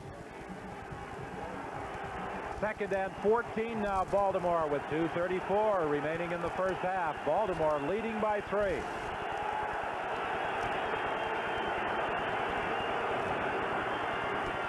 This time the handoff goes to Pringle, and Pringle is dropped as he got up to the 35 by Greg Clark. Cal Murphy has been very high in his praise of Greg Clark, a linebacker who joined the Winnipeg team late last season. Murphy says that Clark's one of the best linebackers he has had the pleasure of coaching. Well, the second-year Bomber out of Arizona State, you can see as he reads the flow of Mike Pringle, and he steps up just as Mike arrived at the line of scrimmage and delivered the blow to knock him off stride and stop him short of the first down, and Baltimore forced to punt once again. And Winnipeg is going to get the ball back in good field position. They have 3 people deep.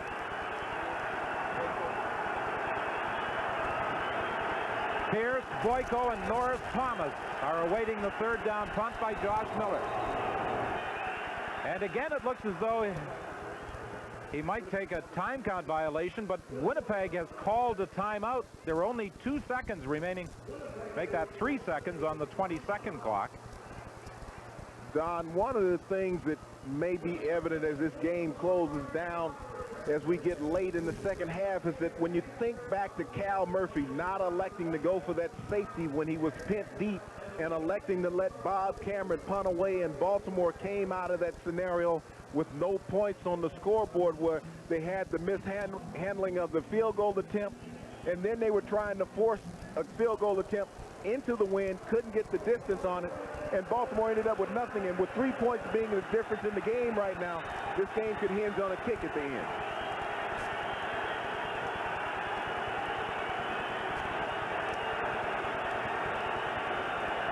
.202 is the time remaining in the half.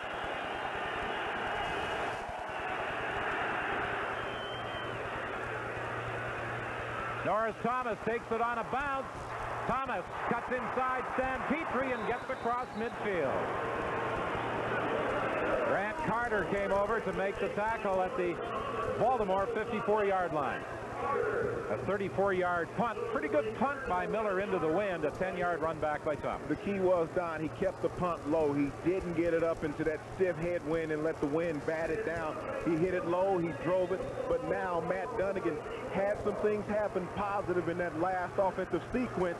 Now Matt Dunnigan has an opportunity to possibly pull his team even or put them ahead.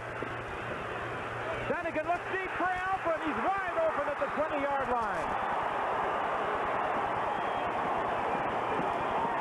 The Twin Geralds have been a key all season for Winnipeg, and Dunnigan and Alfin combined for a 36-yard gain. Well, Charles Anthony was the man running one-on-one, but Alfin with the swim move. Anthony bit down. Alfin kept running. Matt Dunnigan put the touch on the ball, got it to his inside slot. Big play, first down at the 23-yard line, Winnipeg. Winnipeg 1st and 10 at the Baltimore 18-yard line. 3 receivers wide to the right. Dunnigan looks left in the corner of the end zone. Jackson can't hang on. Good coverage by Irvin Smith. He got an inside position on Jackson and wasn't about to let him catch the football. That's one of the things that Irv Smith does as well as any defensive back in the CFL, is that he drives receivers into the sideline. He doesn't allow them to come back in. Jackson able to get only one arm on that ball because the other one was trying to push off Irvin Smith. We get a good look at it here. Nice one-on-one battle as the 2 players are going down. No advantage gain. Baltimore with a good defensive play. Irvin Smith, an all-star cornerback in the Eastern Division this year. 2nd and 10. Dunnigan looks over the middle. He's got Jackson, and this will be a first down at the 5.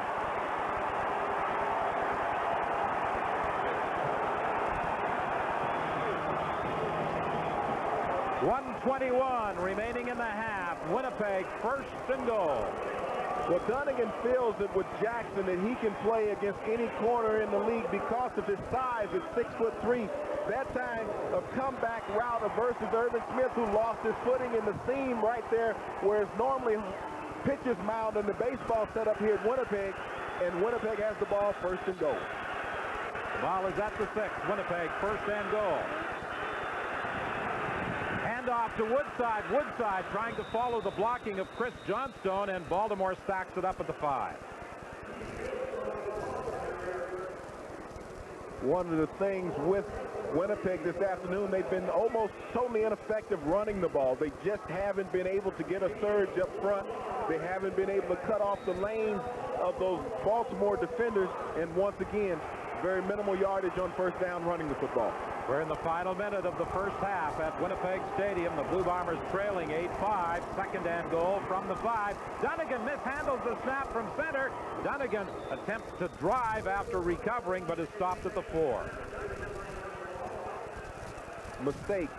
You can't afford mistakes when you're down here. You don't get down in this end of the field often enough to have mishaps like this. Just a poor exchange from center. You'll see the ball. Dunnigan pulls out. He got the hands together early. He closed up before Von Koenig could get the ball back to him, and the ball fell down, but he was alert enough to pick up his own fumble and get some yardage out of it. Now they're forced into a field goal attempt by Westwood, but a very bad angle, Don. It appeared as though Dunnigan was pulling out prior to the ball being snapped, and now Troy Westwood, who tied a league playoff record last week against Ottawa with 6 field goals, will try and tie this game at 8, and he's successful with 39 seconds remaining in the first half. Well, that's one of the things that when you have an opportunity, you need to come up with points. Even though the drive faltered, they were able to come up with the field goal and draw even going into the half. So what we're going to possibly come down to is 30 minutes of football left in this season between these two teams, a matter of desire, who wants it most. The Blue Bombers have not scored a touchdown in the playoffs since the first quarter against Ottawa. They've been relying on Troy Westwood field goals. 6 of them, as I mentioned, against Ottawa, 2 this afternoon against Baltimore, and this from a team that established the club record this year for scoring. And that touchdown that they scored last week versus Ottawa came off a Michael Richardson turnover, and the first play, Matt Dunnigan was able to hook up with Alfred Jackson for the score, but since then, they haven't done much offensively. And Baltimore's offense has been strictly a running game. Tracy Ham has not had any success throwing. He's going to try and take some time off the clock. Reggie Gibbons comes in and makes sure he goes down back at the 27. Winnipeg has used up its timeout, so they cannot kill the clock with 31 seconds remaining in the first half. Well, Baltimore realizes that they have the opportunity to run 3 plays, and by running those 3 plays that they will run out the first half. Tracy Ham once again will take the snap, run off more time, and then on third down, you will see the same sequence where they will do the same thing and just kill the clock, not allowing Winnipeg with another offensive opportunity.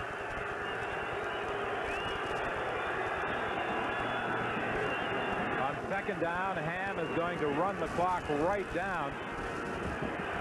And finally, he takes the knee back at the 24-yard line with only 8 seconds remaining.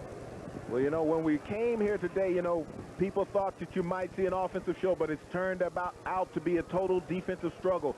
The only touchdown came via the defense on the questionable fumble of Keith Woodside that Carl Anthony returned for the touchdown. But both coaching staffs, now they're going to be tested at halftime. What adjustments can they make to come out for the second half? Well, this Eastern Final is going to be a 30-minute football game with Baltimore and Winnipeg heading to their respective dressing rooms, deadlocked at 8 here at Winnipeg Stadium. Mark? Cal Murphy, the wind has effectively cut this game in half. You can only have 2 quarters with it. Is it your assessment this team has to do better when you've got the wind? Well, we had opportunities to put it in there, and we just didn't do it. You know, when they had the wind, the officials blew that bad call on us on the fumble, and they picked up and ran in for a touchdown. They didn't do anything with the wind. It's just the fact that I think we both had our chances and haven't done anything with it. What are you going to say at the half, Cal? Well, when we get them going on the inside, then we'll get them on the outside. All right, Cal, thanks for your time.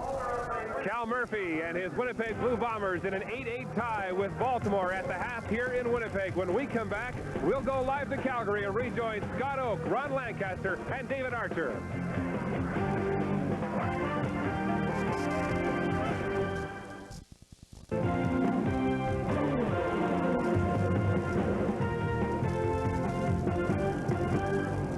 First half of the East Division Championship game in Winnipeg is complete. Baltimore and Winnipeg are on even terms. Back with you now at McMahon Stadium in Calgary. I'm Scott Oak, joined by our game day analyst, the head coach of the Grey Cup champions, Ron Lancaster, and Sacramento quarterback David Archer. Ron, let's go back to the point you made at the start of this telecast. You thought the East Division final would be won in the trenches, and so far that battle has been a solve. Yeah, Baltimore's done a real good job with their offensive line of running the football, but I think Winnipeg's got to be very pleased with the job that they've done protecting Matt Dunnigan. They have given him time to throw, and they've made plays because of that. David, you talked at the start of the telecast about the quarterback matchup. There has not been a lot of offense in the East Division final, but Matt Dunnigan has played well. Matt Dunnigan's played very well. He's gotten involved in the game, and I think he's kept his poise. On the other hand, I think Don Matthews has got to be concerned because his guy's not in the game at all. Ron, if you want to talk about mistakes, let's talk about special teams. The East Division final is a game that could drive coaches like yourself crazy. Yeah, when you get a field goal blocked, a punt blocked, and a couple times not enough guys on the field, boy, that really upsets coaches. And right now, Cal Murphy's got to be very pleased with the performance of his football club. The big thing is they hurt themselves, you know, that third down gamble. When you decide to go early in a football game with 1 yard, that offensive line has got to come off and knock people around. They got stood up immediately, and Dunnigan had nowhere to go. And you know, this is everything goes today. All the marbles are on the line, you know, all those sayings. Man, get it, job done. Get it done. David, the weather is always a factor in a game on the prairies in November. It does not seem to have taken the Winnipeg skilled players out of it. No, the Winnipeg guys have adjusted very well, made some tough catches for Matt. It's yet to be seen how it's going to work for Baltimore because they're just not throwing the football. Ron, quickly, adjustments in the second half. I know that halftime speeches and brilliant coaching decisions at the half are often highly overrated. You say it's simply a matter of narrowing down the package now that you know what's working. Yeah, narrow it down, right down. 3-4 plays is all you're going to run. But defensively, crowd the line of scrimmage when the team's going against the win. Winnipeg put in the extra linebacker. They're going to run the football. Take it away from them. All right, Baltimore and Winnipeg in the East Division final is the first half of Final Sunday on the CFL on CBC for us here in Calgary. Stampeders and the BC Lions about an hour and a half away from kickoff in the West Division final. Let's go to field level at McMahon Stadium now and bring in Steve Armitage. Thank you, Scott. I'm not really smiling. It's frozen this way. It is cold here. It is -5. The wind chill factor is -23. But the big concern here at McMahon for the game between the Stampeders and the Lions is the wind blowing out of the northwest at 51 clicks an hour. Just a few moments ago, Doug Flutie, the Stampeders quarterback, was out on the field running, warming up. I asked him what he thought of the temperature and the wind conditions. He said the temperature wasn't bad compared to last year when he thought the wind chill factor was about -80. He said today it was positively balmy, and he wasn't going to do anything special to get ready for the temperature today. I talked to Kent Austin, who will start at quarterback for the BC Lions. He's not going to wear anything special other than a thermal turtleneck and knit running pants underneath his normal football gear. I just talked to Rob Smith of the BC Lions, who walked off. He has his shirt sleeves rolled right up. I said, "Aren't you cold?" He said, "Nah." It's only -5, wind chill factor -23, but the big factor, wind out of the northwest of 51K. Now from the cold sidelines to the warm booth, Chris and Dan. Thanks, Steve. Conditions are ideal in the booth. We've got a couple of quarterbacks with Scott Oak, so Kepley says we've got to talk defense. It was a big story last week for both the Lions and Stampeders. Let you play defensive coordinator. How would you stop the Calgary Stampeders offense if you're on BC's side? Well, Chris, this is an offense that's coming in hitting on all cylinders. I don't think you stop them. You just try to slow them down. The one thing that you're going to try to take away, if you can, Alan Pitts. BC's roster, they've suited up 8 defensive backs. I would double Alan Pitts somewhere. But in that case, Doug Flutie still has 5 or 6 other receivers he can throw to. Okay, 8 DBs. Let's assume they stop the pass. There's still a very improved running game for Calgary this year. Without a doubt. Tony Stewart has carried the mail extremely well for him inside, but you've got to beat him up. And the one thing after that is not accounted for is Doug Flutie's rushing ability. He's healthy, his ankle is ready, and he needs to keep the ball in his possession, make the first downs, move the chains. Okay, we're going to flip the depth chart now, and How does Calgary handle the BC offense? They've got to worry about a Flutie, too. A record season for himself. Darren Flutie came in. I think you just got to get really physical. Defensive backs come up on the line of scrimmage, beat him up, not let him get off the line of scrimmage. Well, Darren Flutie, a guy that's been compared to Brian Kelly. He's a great receiver. They have a core of good receivers, Ray Alexander as well. If you take the passing game away from Ken Austin, BC says they've still got a running game led by Corey Philpott. Well, they certainly do. Corey Philpott's rushed over 1,400 yards this season. He carries the mail extremely well, but here again's the case. It goes right into what Calgary does best. Physical defense. Beat him up, hit him every time you have an opportunity to put him on the ground. Yep, the guy that I think Calgary's most concerned about is Sean Millington. Well, he really is. This is a guy that once, I think the Calgary defense really does respect what Sean Millington can do. But once you've eliminated those other two threats and you think that Sean Millington is the guy that's going to get the ball, I think Calgary can play pretty solid defense against them. Last year, these two teams met in the Western semifinal. It was a defensive struggle, Calgary winning it 17-9. Scott? Okay, Chris, Stampeders have not been beaten by BC in the playoffs since 1964. The West Final follows the decision in Winnipeg where the Bombers and CFL'ers are tied at 8. We'll send you back to Winnipeg when Final Sunday continues.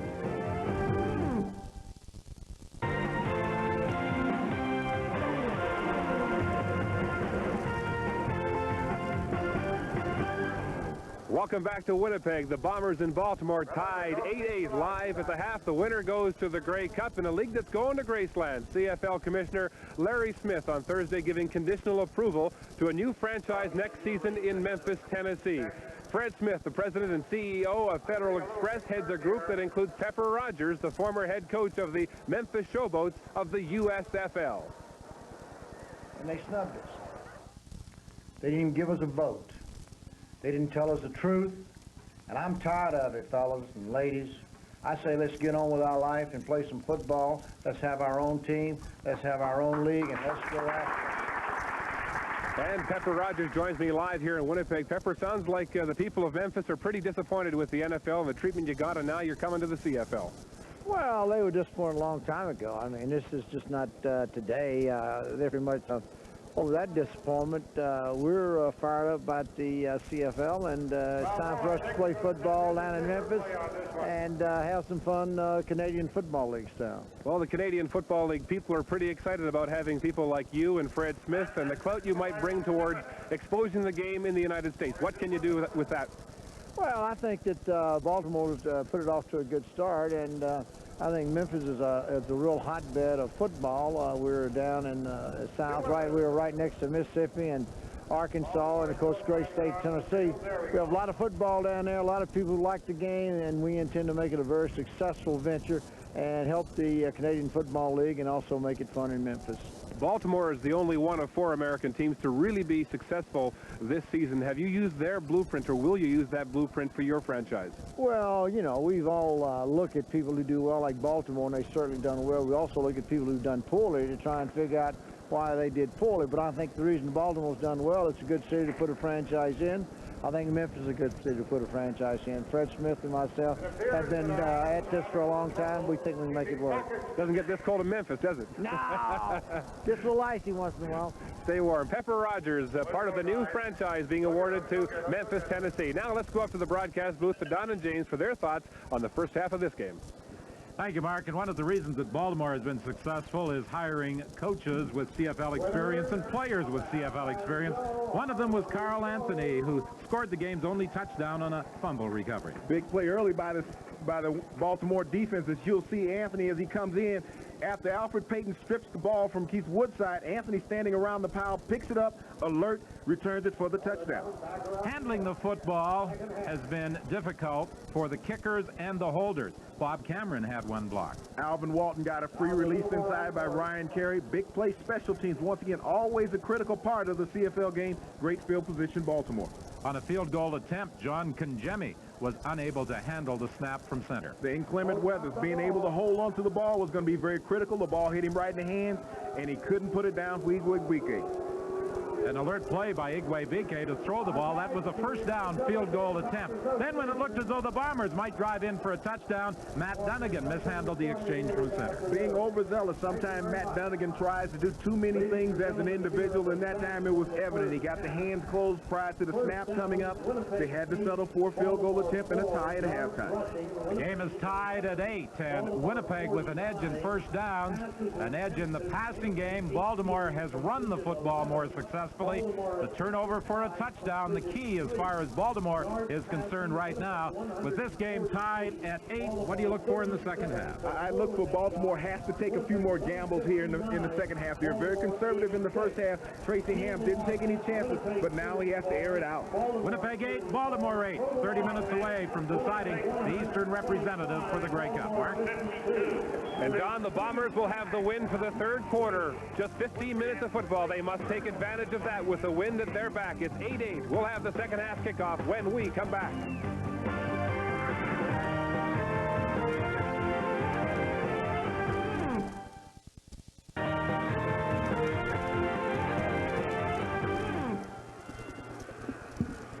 Welcome back to Winnipeg. The two quarterbacks have gone different routes so far in this football game. Matt Dunnigan moving his team through the air.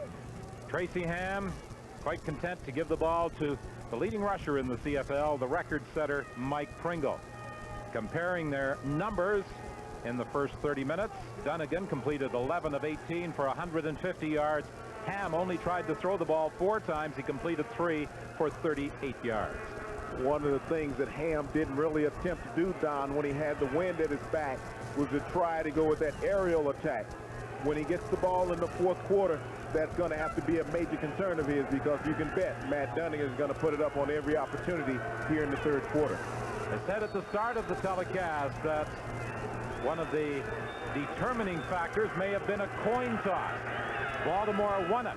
They opted to defer their choice until the second half, and they will have the wind at their back in the fourth quarter. Jackson had problems with that squib kick by Donald Igwe-Bike. He only returned it 8 yards. Winnipeg will scrimmage first and 10 from the 47.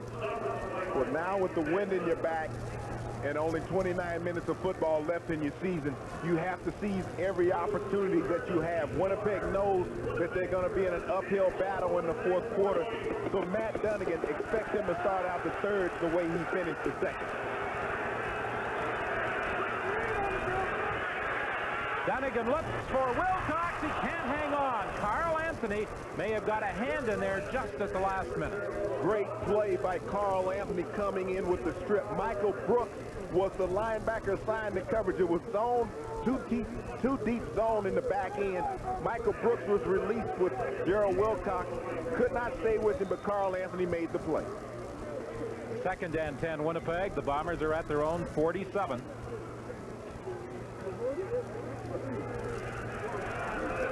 Baltimore's secondary has been together since the first game of the season.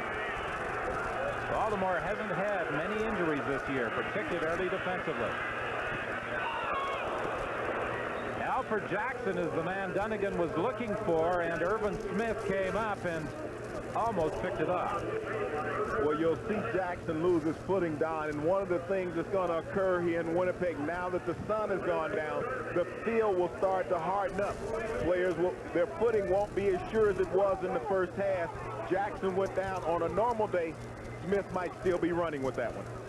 40-year-old Bob Cameron, generally regarded as the best bad weather punter in the Canadian Football League. No, he is.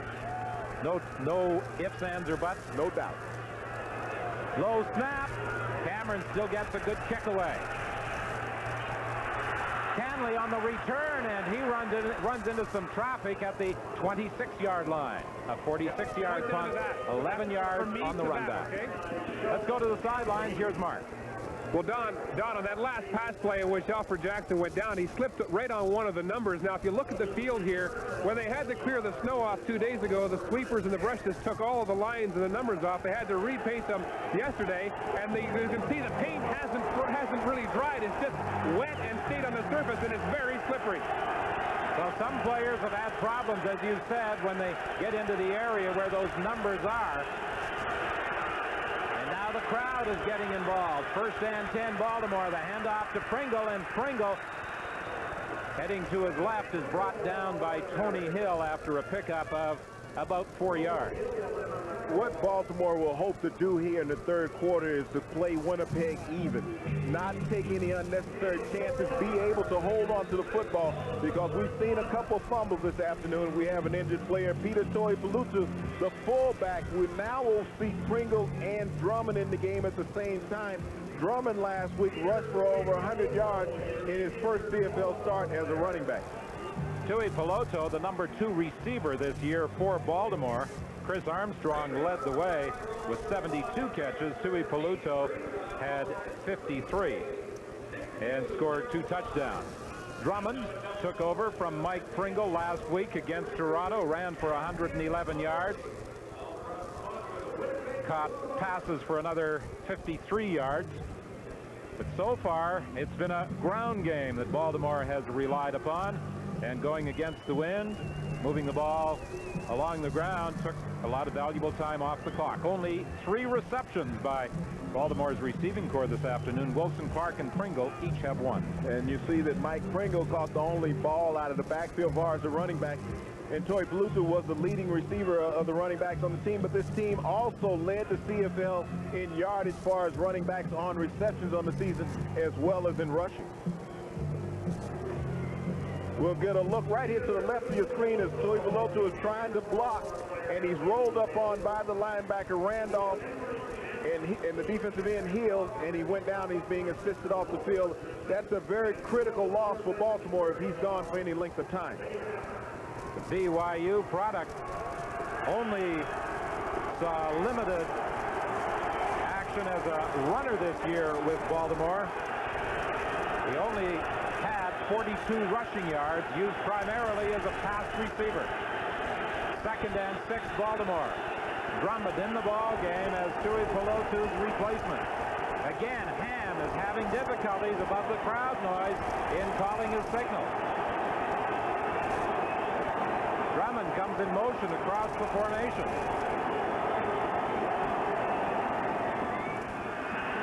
Dal Lyles was waiting on the corner. Ham throws to the sidelines, incomplete. The first time he's tried to go to Armstrong this afternoon. Bobby Evans was coming on a halfback blitz from the backside, hit Ham just as he threw. Well, that's one of the things that Winnipeg must continue doing, is putting pressure on Ham, because Tracy Ham, if he can get comfortable, he can beat you. And right here, you'll see as Evans comes from that halfback blitz, Ham had Armstrong open late, but Evans got there earlier than what Ham wanted him to, and he had to throw the ball early, and he went high.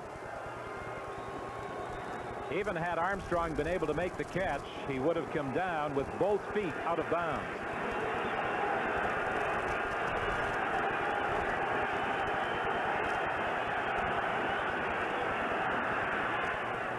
Pretty good kick by Miller into the wind. Norris Thomas had a difficult time following the flight of the ball, and then upfield to make the tackle is Sheldon Canley, limiting the return to 5 yards. Winnipeg Stadium, where Baltimore and Winnipeg are deadlocked at 8 with 12:35 remaining in the 3rd quarter. Winnipeg has the wind and the football. They are scrimmaging from their own 54-yard line.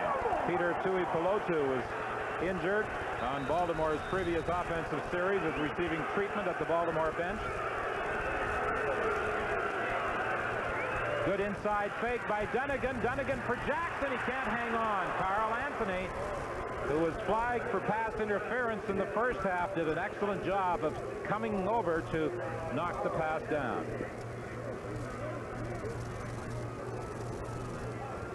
Carl Anthony is being tested by Matt Dunnigan. Carl Anthony early in the year was tested by many teams, but he was able to hang in there. Now at Alfred Jackson, what they're trying to do is isolate him up top, bring the rest of the receivers down to the bottom of the field.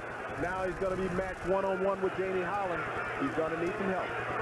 This time Jackson lines up to the left. Dunnigan is forced out. Gravely is after him, and Dunnigan underthrows Jamie Holland on the far side of the field.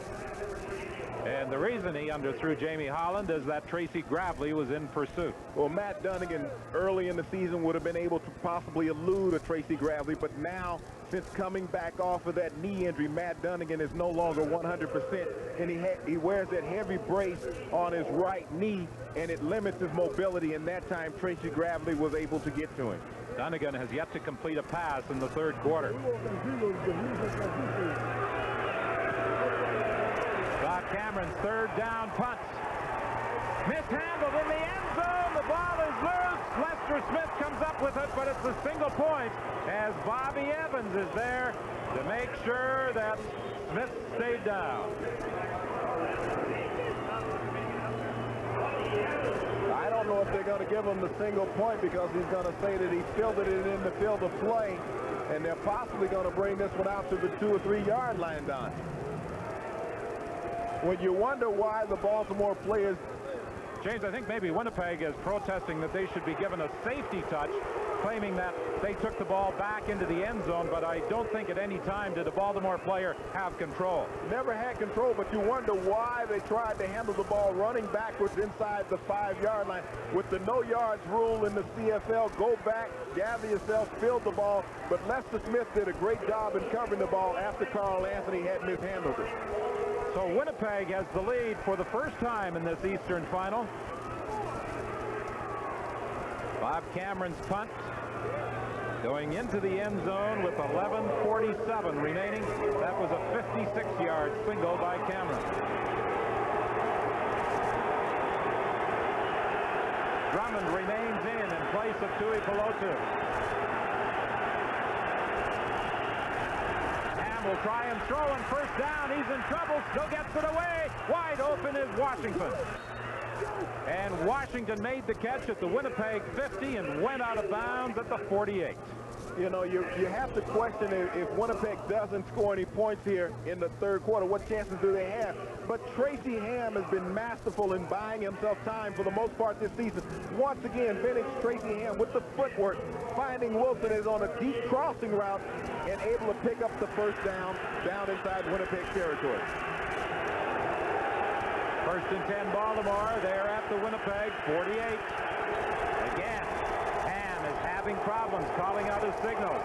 And this is going to cause them some problems. A time count violation charged against Baltimore.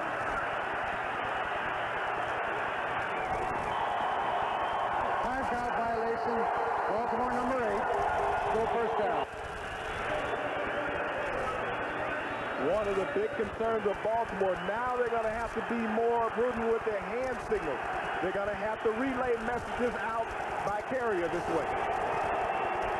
First and 15 now from the Winnipeg 53. Hand off to Pringle, and Pringle is hit and driven back. Stan Mikowicz made the initial contact, got help from Paul Randolph as Pringle managed about 1 yard. Well, Baltimore trying to run the trap once again as Pringle took the ball deep in the eye. They tried to fold block. You saw Subas come around, but Mikkel was able to get across before Fort could get the seal block on him. Great play by the veteran nose guard.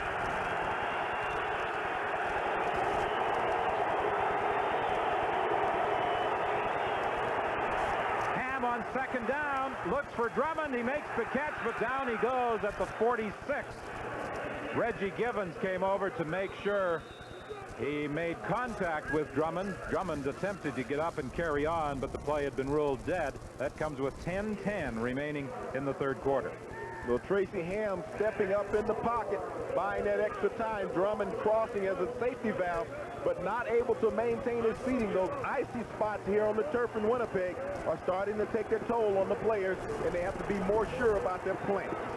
Miller's last punt actually wasn't all that bad into the wind. It traveled 31 yards.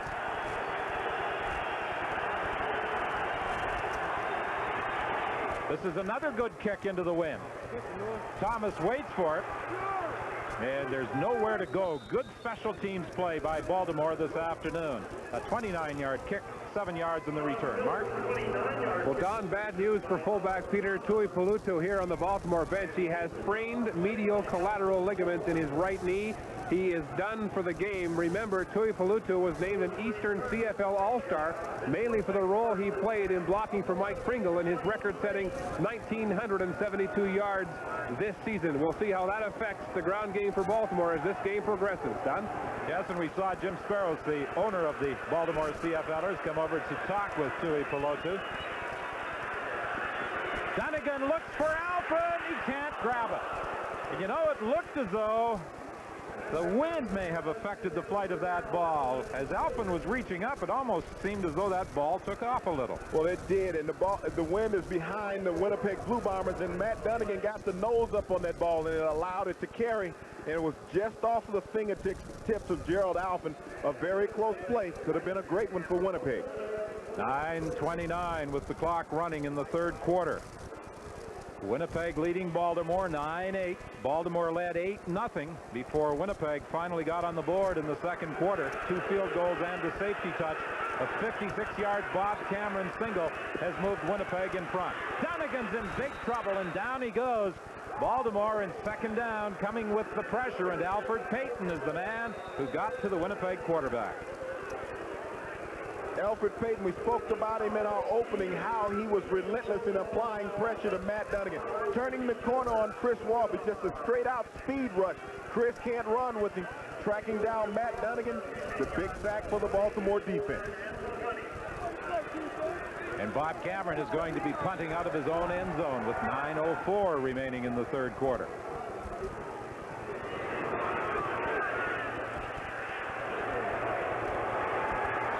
Again, Lester Smith with problems handling the ball. It's loose, and Baltimore appears to have recovered. Smith and Watson, or Anthony, got confused in who was going to field it, and Baltimore is fortunate that they were able to get it back. Welcome back to Winnipeg. Winnipeg leading Baltimore 9-8 with 8:47 to go in the third quarter. We're going to look at Carl Anthony right here, who has twice in the last 2 punts made poor decisions. Lester Smith led the CFL in punt return average. He came across, got in Lester Smith's way, and Baltimore was very fortunate to recover that punt. Irvin Smith is the man who came over to finally scoop it up after Bobby Evans just missed it. First and 10 Baltimore.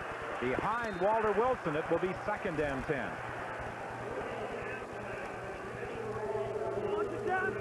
Are you surprised at all, James, the way Winnipeg has taken Chris Armstrong out of the ball game? Oh, not really surprised, because they've taken Tracy Ham's throwing ability out of the game. When you have 2 6'7" defensive ends, Tony Hill and Kelly Rush, you limit the passing lane that the quarterback Tracy Ham has to throw in. He has to redirect all of his throws, and that is what has limited Chris Armstrong, because the hot routes that he runs so effectively are no longer there. On second down, Ham's in trouble. Down he goes. Tony Hill made the tackle, and Kelly Rush came over to help out. Deja vu, you mentioned the big guys, and they come up and make the big play. What happened was they brought the linebackers from the outside, as you'll see Rush and Hill on the corners. Tracy Ham will be flushed back up in the pocket. They fold back as Davidson gets a good push, and the 2 big cats close on him for the play defensively for Winnipeg.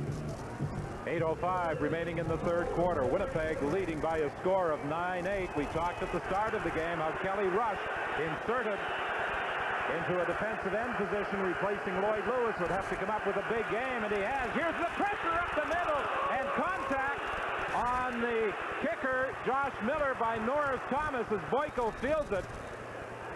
Norris Thomas timed his run just perfectly, came through, but didn't get to Miller in time, and contacting the kicker will give Baltimore a first down. And Norris Thomas is still trying to figure out how he missed blocking that punt, but he did not. Contacting the kicker, Winnipeg number 27.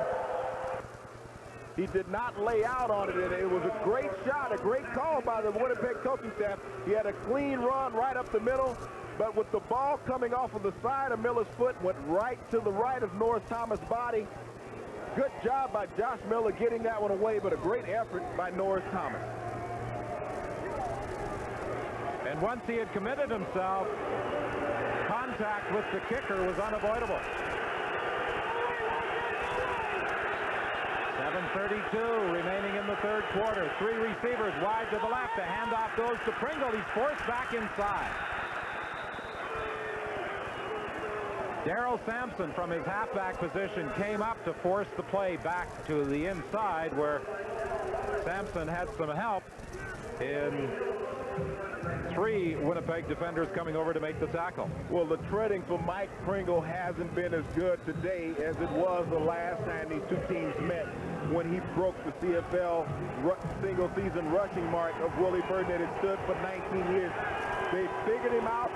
He came off the pull groin. He wasn't 100% healthy coming into the game, and it's evident in his running style this afternoon. 2nd and 8. Wilson is nailed immediately by Paul Randolph. Randolph had an outstanding semifinal game against Ottawa, and he is continuing against Baltimore. Well, Paul Randolph has just been a gangbuster the past two games. He has risen to the occasion as you see the fans here in Winnipeg enjoying what their defense has been able to do. But Paul Randolph knows the meaning of this football game. He came out with a purpose, and he's been leading the way defensively for the Bombers this afternoon. You'll see him right here close on Wilson and just levels him right in his track. Baltimore forced the punt once again. Here comes Norris Thomas again. This time Miller gets it away cleanly, but this is a high kick that hangs up in the wind, and this will draw a no yards flag. Bobby Evans fielded it, a 16-yard punt by Josh Miller with 6:19 remaining in the third quarter. For two teams that put a lot of points on the board during regular season play, Winnipeg and Baltimore have not been able to do the same in this Eastern final. There's the man who was named the outstanding offensive player and the offensive lineman in the East this year, Shar Perdonis of Baltimore. Right now he's on the bench as the Baltimore defense attempts to stop Matt Dunnigan and Gerald Wilcox. And Wilcox comes down at the 40-yard line in front of Ken Watson. It's going to be very important now, Don. This is probably Baltimore to make that Winnipeg's most critical drive of the game, as we'll get a look at that last reception by Wilcox. Matt Dunnigan needs to get his team into the end zone. You don't have much time left with the wind at your back. Those 6 and 12-yard outs for Gerald Wilcox have been bread and butter for Winnipeg this year. There's the deep throw for Holland. He can't catch up with it. He made a desperate dive in the end zone. There's a penalty flag as well on the far side of the field. Carl Anthony was defending against Holland. It's in that area you'll normally get an offsides, and it's going to go against Baltimore. It's going to keep the drive alive. Winnipeg will get a reprieve on life right here. But once again, Matt Dunnigan got an illegal contact. Number 30. Carl Anthony, once again, he's been at the end of many mishaps for Baltimore. 2 mishandled punts, 2 pass interference calls. He's been challenged, and he hasn't been able to answer the call this afternoon. He also scooped up a fumble and scored the game's only touchdown. Yeah, okay, you got a reprieve. 1st and 10, Winnipeg from the 30. Dunnigan in trouble, and Dunnigan was simply throwing that away as Tracy Gravely was blitzing. Well, Tracy Gravely was unaccounted for. If you recall early in the first half, Don, Tracy Gravely came through in a similar situation when they had Winnipeg pinned back down. They recognized that same situation coming up. As Gravely came late, the lane opened up. Dunnigan saw him and was able to save the sack by getting rid of the ball. Gravely plays that Sam linebacker position. Baltimore will give you a lot of different looks, moving people around, trying to confuse your blocking schemes. They will sometimes line both Brigance and Payton on the same side. Pass intended for Jackson. He had Urban Smith all over him.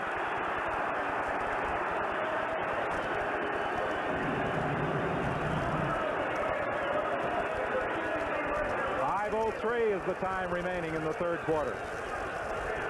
Well, these two have been battling an entire second half here. And once again, Matt Dunnigan wanting to go back on Alfred Jackson. Forward pass interference. Baltimore number 21. First down. Jackson stands 6'3". Irvin Smith stands 5'10". As you see Irvin Smith trying to fight through Alfred Jackson, and the official right on top, hitting him with the flag. Winnipeg first down at the 20. Winnipeg leads 9-8. First and 10 from the 20. The fake to Woodside. Dunnigan looks to the end zone. He hit the crossbar. He had Wilcox open, and he hit the crossbar.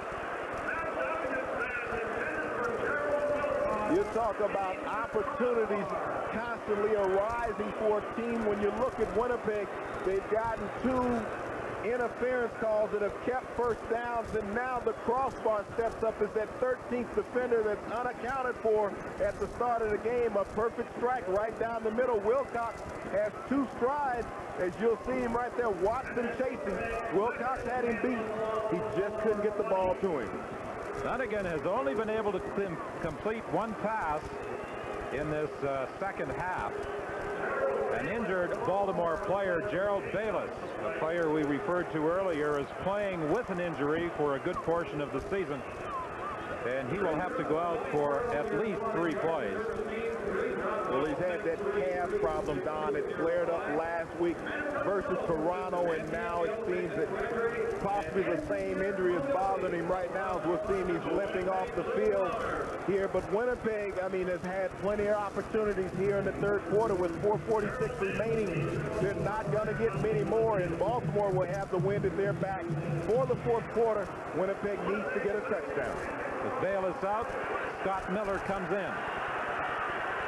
Winnipeg, 2nd and 10 from the 20.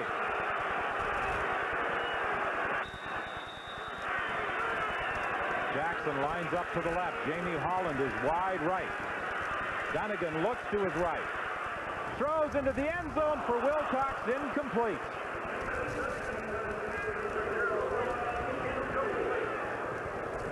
On successive plays, Dunnigan has looked for the man who led the team in receptions, Gerald Wilcox, but has been unable to get the ball to him. Well, Gerald Wilcox has had a field day working against Watson, and Watson has just not been able to run with him, but Matt Dunnigan and neither has been able to get the ball to Wilcox when he's been working on that side of the field here in the third quarter. 4:35 remaining. Troy Westwood will attempt a field goal at 27 yards. It's good. And the Winnipeg Blue Bombers have moved into a 4-point lead. 6 field goals last week against Ottawa. He also missed one of 49 yards. And 3 field goals so far today against Baltimore. He's been the life of the Winnipeg offense for the past 2 weeks.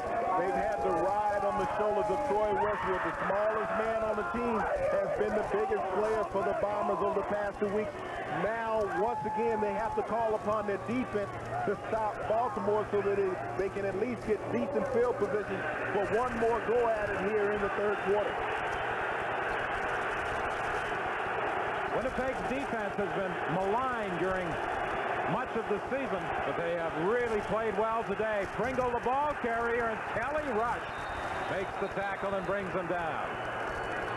Kelly Rush is a bit of a free spirit. He's been fined a number of times this season, showing up late for meetings, late for practices, but he's been on time most of the afternoon. Well, probably if he hadn't got fined, he'd have had enough money to buy an alarm clock or something. But Kelly Rush and Tony Hill, we spoke about them in the opening, that they were going to have a big day, and they've been answering the call from those defensive end positions. 2nd and 7, Baltimore. Ham escapes the initial pressure, and he'll be very close to a first down as he gets up to the 45-yard line. That's something that Tracy Ham in his first few years with Edmonton did so well, run with the football.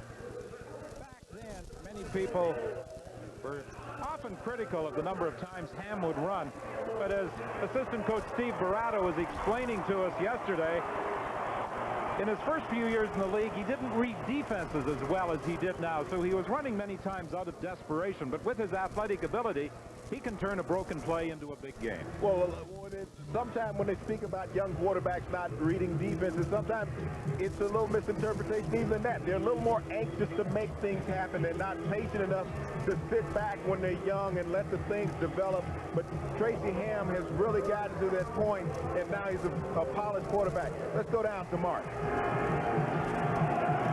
Gerald Bayless suffered a burner, a pinched nerve in his neck on that last defensive series. It's the same problem he came into the game with, but he can play with pain, he says, and he's going to stay in, Don. Well, he has played with pain throughout most of the season, and I'm sure we'll see Gerald Bayless back. 1st and 10 Baltimore from, or I should say 3rd and inches Baltimore from the 45, and now it's 1st and 10 as Tracy Ham follows the surge and picks up the first down. It was a prelude of what you knew was going to come, Donald. 3rd and inches is almost a given in the CFL, although there have been times when defenders have stopped it. Even in this game. Even in this game. A couple of times in this game, one each way. 2:37 remaining in the 3rd quarter.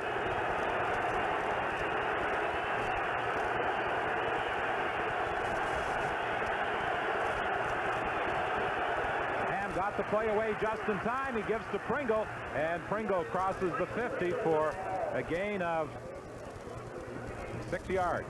To go back to that story on Tracy Ham, as you alluded to, he got the ball off just in time.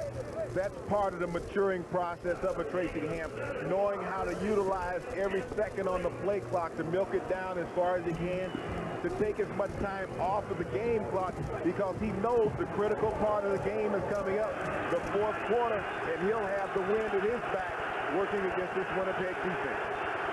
2nd and 3, Baltimore. Pringle, the ball carrier. He isn't going to get a first down. He's stopped short of the midfield strike.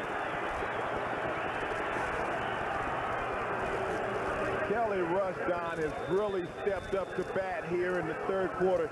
He has made 3 outstanding defensive plays in this quarter alone. He was inserted in at that right defensive end position where Lloyd Lewis normally handles, and Lloyd could not play this game, but Kelly has stepped in, and they haven't missed a beat. He's had an outstanding afternoon.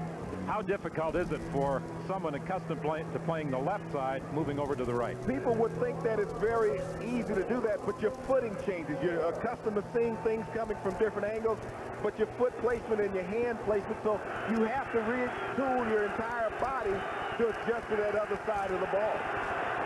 1:30 remaining in the 3rd quarter. Miller for the 3rd down punt. That's Boyko Fields at the 32, and he's got nowhere to go. He's surrounded at the 36. A 23-yard punt that time by Josh Miller. Versatility has been the key for Alan Boyko's career in the Canadian Football League. A punt returner, a kickoff returner. He's played defensive back, he's played wide out, and he's played slot back. Last week against Ottawa, he saw a fair bit of action as a slot back following the injury to Tim Daniel. Today, his work has been restricted to special teams play. Well, he's a sure-handed guy that Coach Cal Murphy loves, because he knows when Boyko's back, he's not going to mishandle the ball. Alpin is the man Dunnigan is looking for. He was underthrown. It will be 2nd and 10 Winnipeg with 1:04 remaining in the 3rd quarter. One of the things with Matt Dunnigan, Don, when he comes out now, he is just not as comfortable, and you can see it in his movement with that knee brace on his right knee. He just doesn't get that push and drive. You'll see right here as he plants, he tries to get up on that toe, and that ball is just knocked down. He's throwing it in. The wind is moving sideways here at Winnipeg Stadium.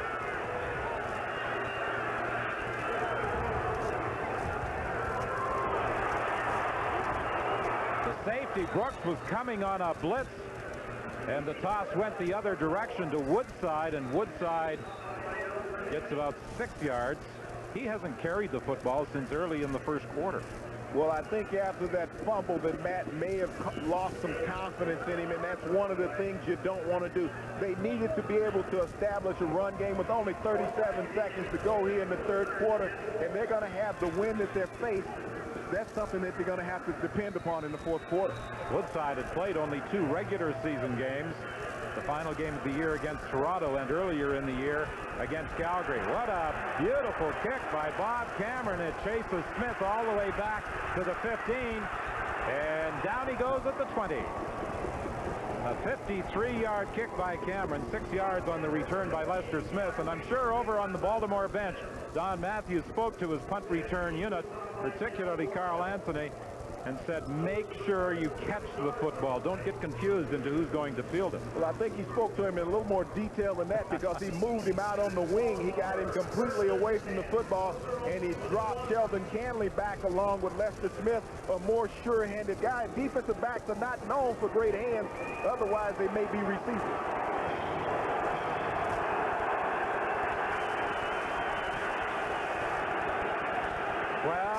Winnipeg leads. This could be the final play of the third quarter, and then Baltimore will have the wind heading home. Pringle trying to follow the blocking of Perdonis, but Greg Clark got through to make a tackle. And that is the final play of the third quarter. 15 minutes remaining in this Eastern Final at Winnipeg Stadium, with the Blue Bombers leading Baltimore by 4.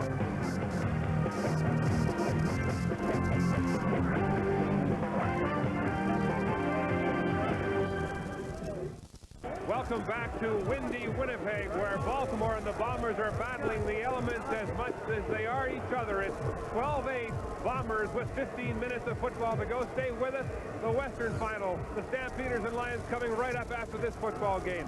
It is a little-known fact that 3 weeks ago, Matt Dunnigan, who's taking a pounding in this football game, took a real pounding at Baltimore. He had his hip knocked out of alignment with his back and had to have chiropractor work for 5 straight days to get it straightened out, Don. Now Tracy Ham looks for Washington over the middle, incomplete. Baltimore now 3 of 18 on second down conversion. Well, this Winnipeg defense, Don, has played outstanding this afternoon. They've limited Baltimore's success to only 8 points, and 7 of those points came by the Baltimore defense. So you have to take your hat off to the game plan of the Winnipeg defensive coaching staff and the players for the execution. We talked about the discipline in opening. They've displayed it this afternoon. Sir Josh Miller is much relieved to get the wind at his back for this third down kick. Burris takes it up to 35. Burris gets the block and springs to the outside and brings it up to the 52 of Baltimore. A 55-yard kick and a 24-yard run back by Ken Burris. Baltimore has managed just 8 points this year against a defensive unit that established a club record of 572 points against 31.7 per game average. So, Don, this quarter is very critical for Matt Dunnigan, and he didn't have much success in the third quarter, and it looked to see if his right leg may be bothering. He's just not getting that push, and you see the limp after releasing the ball. He just doesn't have the ability with that leg in that brace to operate at 100%. Jackson goes wide to the left. Jamie Holland lines up right. Handoff goes to Woodside, and Woodside inside is decked by the linebacker Goodwin after Alfred Payton made the initial contact. Well, that's one of the few carries that Woodside has seen all afternoon. And this is where they have to rely a lot on the running game, and Matt Dunnigan now is forced with a 2nd and 8 situation. You know that Baltimore loves to blitz in this position on the field.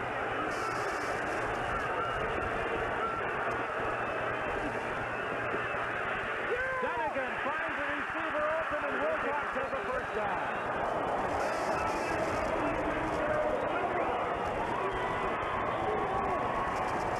Ken Watson hasn't had a clue all afternoon versus Gerald Wilcox. You get him coming right into your living room. Gerald Wilcox sets down. Watson can't close the gap. Wilcox knew where the first down sticks were. Keeps the drive alive.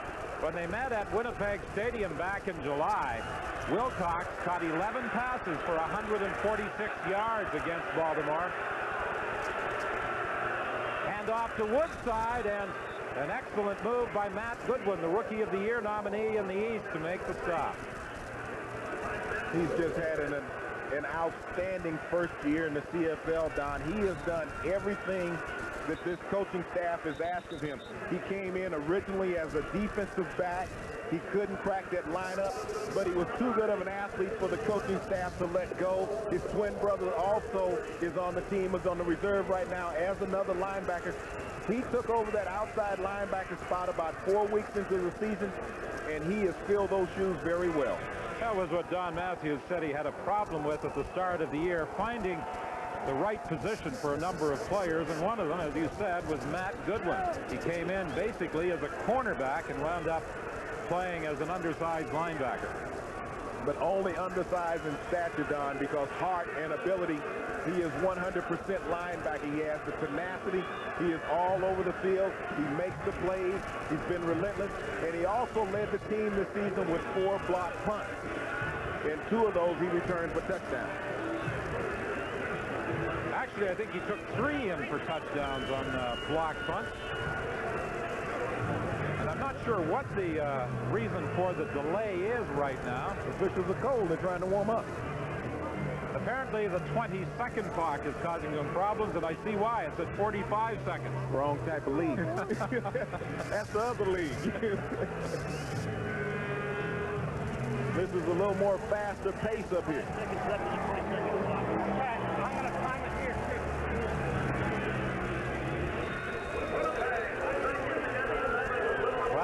Winnipeg leads. 2nd and 11 for the Bombers. They are at the Baltimore 40-yard line. Since the opening quarter against Ottawa, Winnipeg has not put the ball in the end zone. Dunnigan gets away from trouble, trying to run for a first down, but he stopped short. Alvin Walton came up to cut it off, and then Matt Goodwin came over to finish the job. Matt Dunnigan taking it upon himself, trying to get down and pick up all the yardage that he can. It's going to be a very long field goal attempt for Troy Westwood. We get a good shot right here in the middle of your screen. Gerald Bayless with a hand up in his face being pulled down. Normally should be hit with a face mask penalty right there. But Matt Dunnigan with a great effort to get the ball down to the 32-yard line for a 39-yard attempt for Troy Westwood. Boy, this is going to be a tough one for Westwood. 39 yards into the wind. Wow, I'm not sure what they were attempting there, but whatever it was, it misfired with 11:51 remaining in the game. Players on the Winnipeg Football Club thought they were running a fake, but there was some miscommunication, it appears. Westwood's here. Carl Anthony's here. He recognized when Westwood was going to go out in the flat, picked up Westwood, made the stop on the play, and Cameron was dead in the water, had nowhere to go. But Cameron stayed down on one knee for so long, pinning the ball, it almost appeared as though someone wasn't sure that a fake had been called.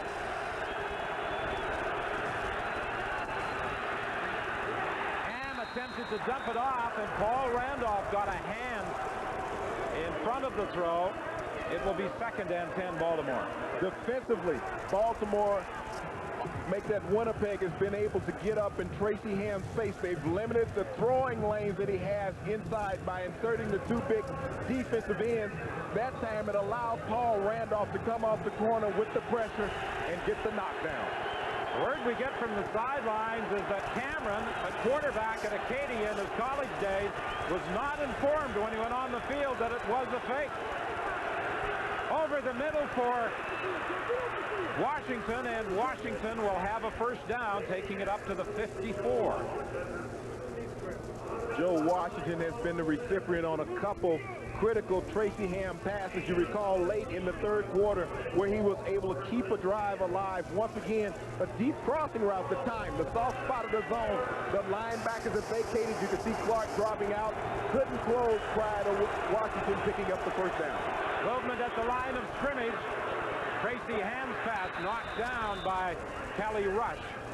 But there appeared to be movement on the far side from Dal Lyles. And once again, Don, it cannot be emphasized enough. The height of the Winnipeg defensive linemen and Tracy Ham not being able to get the ball over them.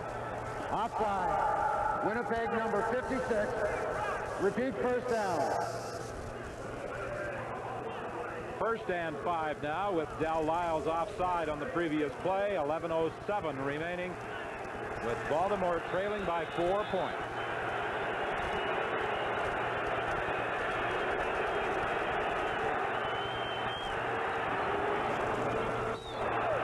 Intended for Chris Armstrong. It will be 2nd and 5. Tracy Ham just hasn't seemed that comfortable in trying to deliver passes this afternoon. Even with the wind at his back, the footing is bad for him as Armstrong is trying to find that open spot in the Winnipeg secondary, and Ham just cannot get the ball to him. Ham has completed just 7 of 13 attempts for 83 yards.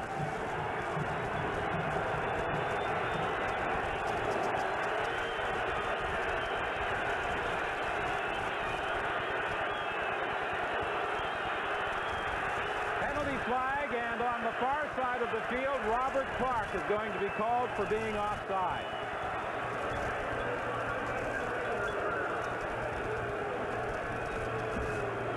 Clark had clearly moved across the line of scrimmage prior to the ball being snapped. Procedure, Baltimore number 86. Still second.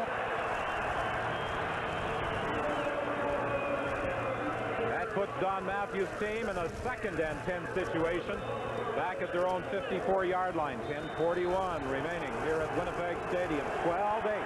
The Blue Bombers lead Baltimore.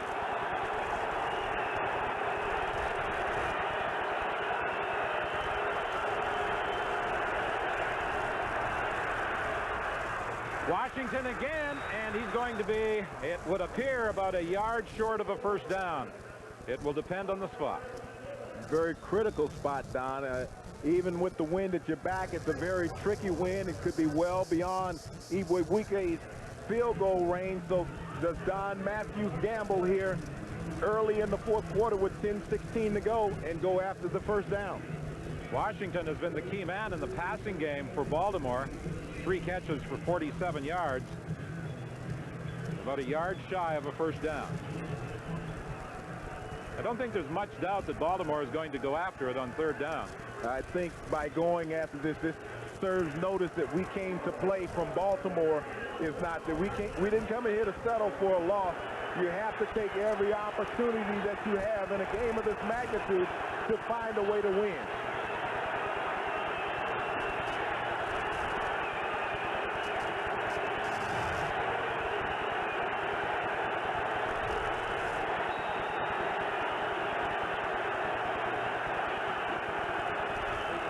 To Pringle, and Pringle is going to get the 1st down. Pringle with a couple of strides and then using his power, that burst as he hits the line of scrimmage, to drive forward and cross the Winnipeg 45-yard line. Don, this is the point of the game that offensive linemen love when it's very critical and you need to pick up a yard, as Baltimore has done all year long. They rely on those big horses up front. Look at John Earl, and Neil Fort on that right side, and watch Mike Pringle with the leg drive as he lowers his shoulder, turns at an angle so no one can get a clean shot on him as he goes through that seam and picks up the 1st down. Mark Borelli also coming in that short yardage play to help in the blocking. Pass over the middle, incomplete, intended for Armstrong.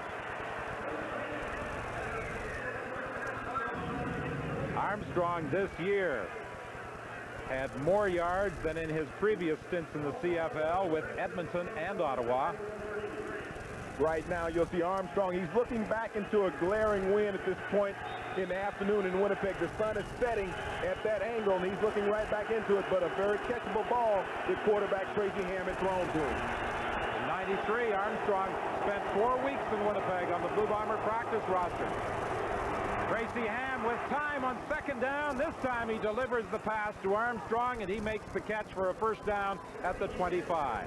Well, when you got a money player on the field, which Chris Armstrong has been for Baltimore all year long, you want to go back to it. That's the confidence that Tracy Ham has with the Chris Armstrong. And at the start of the season, Chris Armstrong was not even the starting slot for Baltimore. B.K. Williams went down with an Achilles injury in the warm-up in the initial game of the season in Toronto. Armstrong was inserted into the lineup, and it's been one of the best moves for this team all year long. 1st and 10 Baltimore from the Winnipeg 25. The give is to Pringle. Pringle with a hole, and he's caught by Clark, but not before he gets inside the 20-yard line. Del Lyles was there as well. Right now, this is where the running game is starting to pay dividends for Baltimore. They're controlling the clock. They're down in that red zone. Now they have to find a way to punch it into the end zone because Winnipeg's offense for 6 quarters now has not scored a touchdown. They've had to rely solely on the scoring ability of Troy Westwood. And Winnipeg, of course, had the problems in the second quarter when they had scoring opportunities. They were unable to push it in. Tracy Ham will have to hurry. And he is not going to get it off.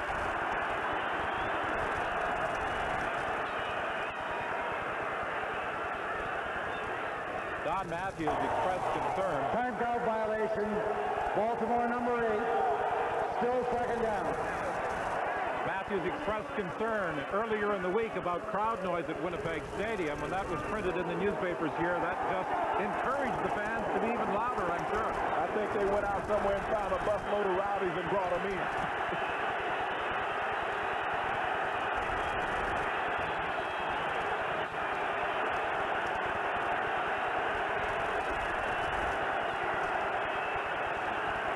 Second and 9. Forced to pull it down. Now he throws. Nobody in the end zone awaiting the pass. And it will be 3rd and 9 Baltimore. And Donald Igwe-Bike will come into the game to try to narrow the deficit to a single point. You have to admire the way that Winnipeg has played defensively, Don. They've been able to answer all the challenges of this Baltimore offense with the wind in their back. In the third quarter, they were able to keep Baltimore in check. They've been able to hold the running game well under that 156-yard average that they had for the season. Mike Pringle has just not been able to get on track. Now they once again must settle for a field goal attempt.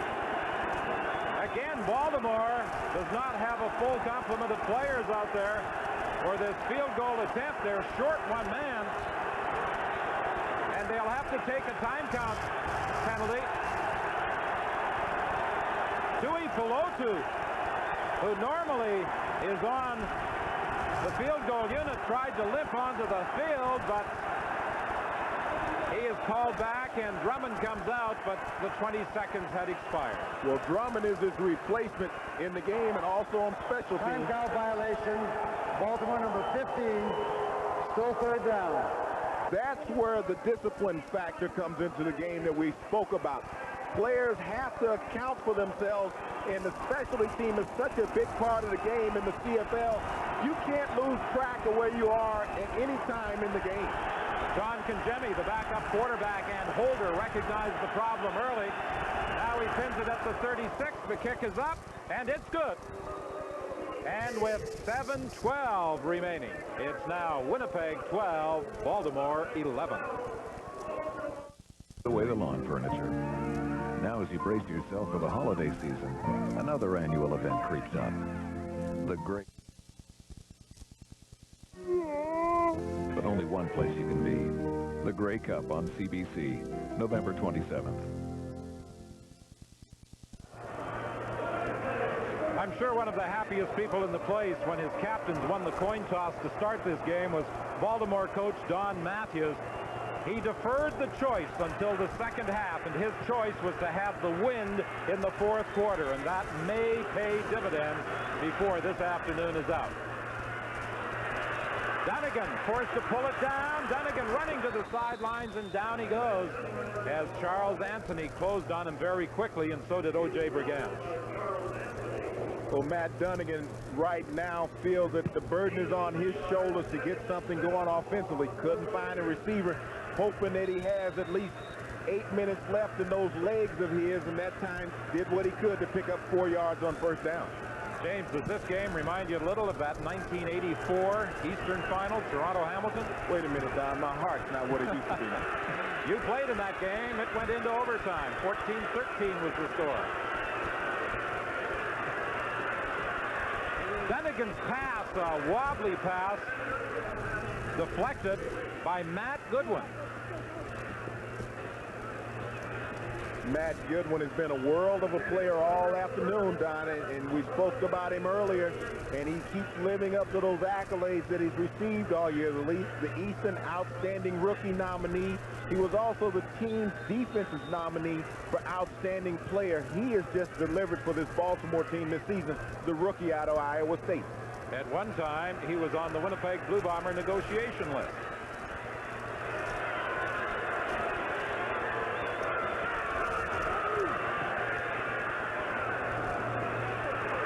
Smith lets it bounce.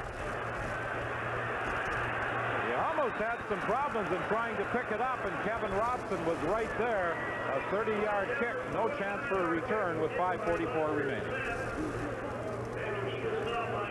Welcome back. Immediately following this Eastern Final, we will go directly to Calgary for the Western Final. The Stampeders and the BC Lions to see who represents the West in the 1994 Grey Cup. And here in Winnipeg, the Bombers lead by only 1 point. They're going into the wind, and these football fans are really injecting themselves into the game. The 13th man, if you will. Not only their noise, but they have been throwing snowballs at the Baltimore bench despite warnings over the PA that fans will be charged if they do that, Don. These fans have been very vocal from the outset. Now, Tracy Ham is flushed out of the pocket. Tracy Ham throws upfield, and Mike Pringle is on the receiving end of the throw up near the 50-yard line. Don spoke earlier about the maturity of Tracy Ham early in his career, where he was always willing to run with it when he couldn't recognize initially what was there defensively. That time, he bought all the time that he could. Mike Pringle was the third receiver in that scheme on the right side. As he came out, the last safety valve that Tracy Ham had made the reception. 2nd and 4, Baltimore.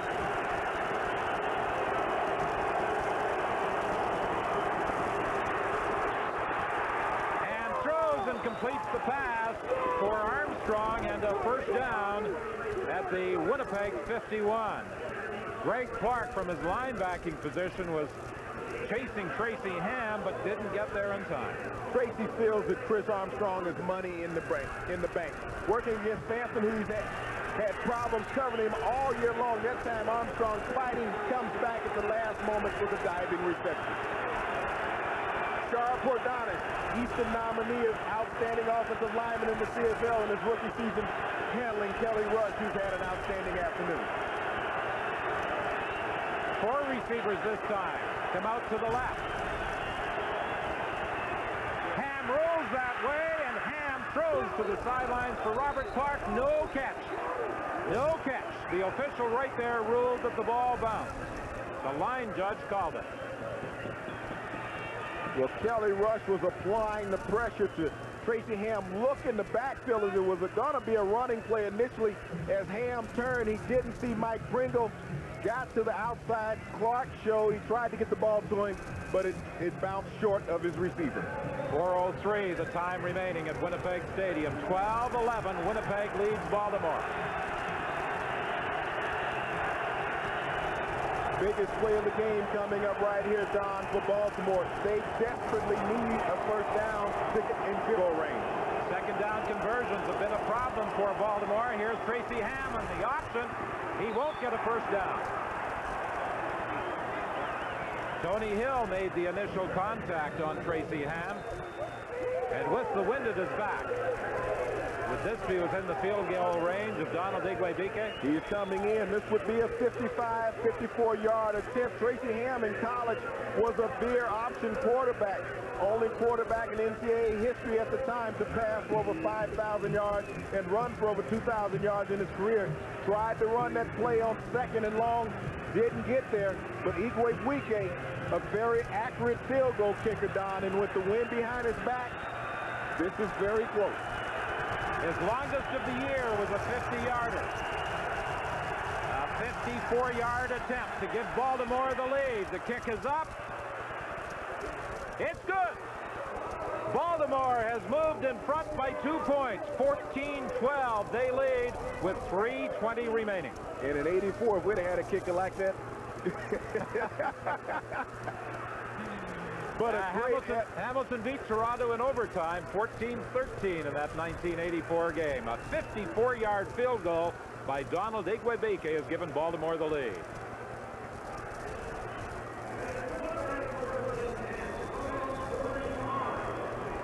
You can see the jubilant.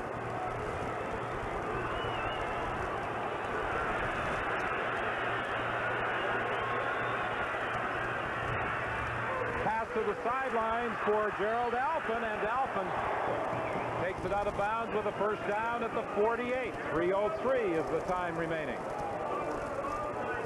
14-12. Baltimore leads Winnipeg. We'll be back after this. Back to Winnipeg Stadium, and we now say hello to those viewers on ESPN2 who have joined us for the final 3 minutes and 3 seconds of this Eastern Final.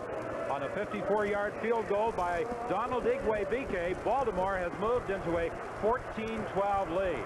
Winnipeg, first and 10. The Bombers are at their own 48, going against a very strong south wind that has been blowing up to 45 clicks per hour. There's the toss to Woodside. Woodside gets to the outside, and then his route is cut off by Matt Goodwin. Right now, Don, you know, the war is going to be in the trenches. They're going to have to assert themselves. Winnipeg offensive line, they got to buy Matt Dunnigan the time if they're going to be able to pull this one out. For those just joining us, let's recap. Baltimore led 8-0 in the first quarter. Carl Anthony recovering a fumble, taking it in 14 yards for the major score. Winnipeg with 2 field goals and a safety touch to tie it at the half. Winnipeg with a single and a field goal to move ahead in the third quarter, and then in the fourth, 2 field goals by Donald Igwebike, moving Baltimore into a 2-point lead. Same play with Keith Woodside. The toss takes the ball to the 50-yard line. Gerald Bayless made the tackle. 2:41 remaining. You see the intensity on the sideline. Tony Hill, in the biggest game of his professional career, concerned. Will his offense be able to march down? The offensive line doing the job on the last 2 runs, getting off up front. The 2 rookie guards, along with the veteran offensive tackles and center Dave Vonkonis, asserting themselves.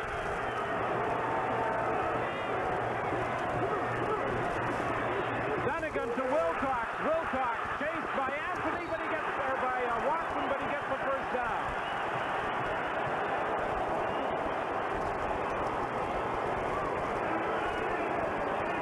When you speak about a money man, Gerald Wilcox, a la Chris Armstrong on the other side of the ball, Ken Watson cannot play man for man, and he has had a field day against Watson that time, picking up the first down, and they're creeping closer and closer into Troy Westwood's field goal range.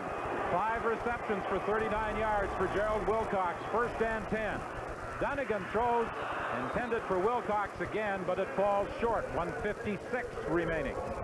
On second and long, that's where Baltimore has a preference for blitzing, and they may just try and go after Matt Dunnigan on second and 10 from the 39. Don, this is a down right here for all the marbles. This is the biggest play of the season for both of these teams coming up, because Baltimore, if they can stop them here, then Winnipeg will be forced to go for it on third down because they're not within Troy Westwood's field goal range.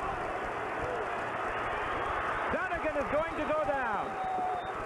The initial pressure came from the outside with Matt Goodwin getting a hand on Matt Dunnigan, and then O.J. Brigance came in to help finish the job. When you talk about a meeting of the linebackers, Tracy Gravely, O.J. Brigance, and Matt Goodwin. Watch right here as the pocket collapses around Matt Dunnigan. But the key was the push up the middle by Robert Pressberry, not allowing Matt Dunnigan an escape route, and the linebackers finished the job. Just like you draw it up, Baltimore executed it.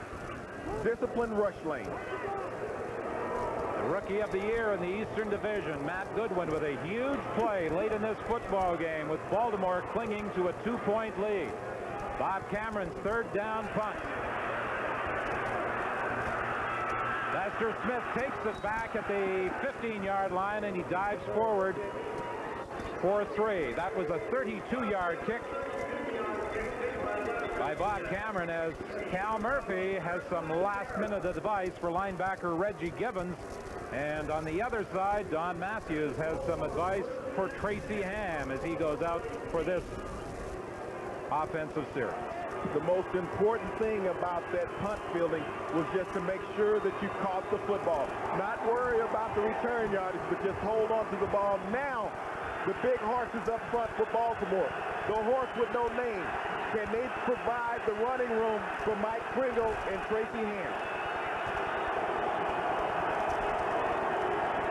Pringle gets the call. Pringle does some bouncing off a couple of tackles. The ball comes loose. Winnipeg claim they've got it, but apparently the play had been whistled dead. And Pringle picks up 7. A very close call right there, but the ground cannot cause a fumble. Good surge up front by the big guys, creating that seam for Mike Pringle. And when called upon, they were able to get the needed yardage on first to give him second and short. You see him right here. That ball, oh, it did come loose prior to hitting the ground. Winnipeg might have had a complaint. Second and 3, Pringle again, and he should have the first down. Well, the Winnipeg Blue Bombers were unhappy with the first quarter fumble by Keith Woodside that led to a touchdown. Cal Murphy didn't think it was a fumble. When he looks at the videotape of the Mike Pringle fumble, he might have some thoughts, but that one should have been ruled a loose ball. I think he may be sending that one into the league office as an open complaint. Not that it will be answered, but he will have a legitimate complaint. But when you come into the game in inclement weather this time of the year, your running game is so important. Baltimore is proving right now if they can keep the ball on the ground and run out the clock, the running game was the telling factor. And Pringle in this final minute is certainly going to get a lot of work as he is the ball carrier once again, and he picks up about 2. Baltimore looking to achieve something no other expansion team has ever done, play in a championship game. Well, this was a game of history. The past 2 weeks, Don, you and I have been very fortunate enough to watch history in the making. We watched as Baltimore defeated Toronto in the first ever playoff game, competed in the CFL by an American team. The first time that an American team has ever played in a CFL conference championship game. Baltimore has done that, and they're 40 seconds away from their first Grey Cup appearance. Second and 8. Ham using as much time as possible on the 20-second clock before calling for the snap. He gives it to Pringle again. He ran into one of his own men. 27 seconds is all the time remaining. And Winnipeg will burn their only timeout right here to try to preserve some time on the clock. But Winnipeg is going to have a long field to travel if they're going to even get close to the field goal range of Troy Westwood kicking into the wind, because Josh Miller with the wind at his back should be able to get away a 50 or 60-yard punt, as he did earlier in the game in the first quarter when he was kicking with the wind. Well, he had 2 punts in the first quarter with the wind at his back, and he averaged 58 yards on those 2 kicks. But also recall, Winnipeg has come very close twice in blocking Josh Miller kicks, so this is not a sure thing with him punting the ball. Penalty flag as the kick will roll out of bounds, or no, it'll stay in the field of play. Alan Boyko is knocked out of bounds, bringing it back to the 37, but there is a penalty flag at the line of scrimmage. That was a 48-yard kick, 6 yards on the return. But it's only 17 seconds left in the game, and we have an illegal procedure by Baltimore, and they're going to force them to re-kick it again. You have to take every opportunity that you can in trying to block the kick. And once again, Winnipeg will sell out coming after Miller. They got a procedure. Baltimore, only 6 men on the line. Decline. Down. Well, with only 17 seconds remaining, Winnipeg declining a penalty to take the football at the 37-yard line, 1st and 10. Well, as Matt Dunnigan got something in his bag of tricks that could take the ball down to at least the field goal range of Troy Westwood.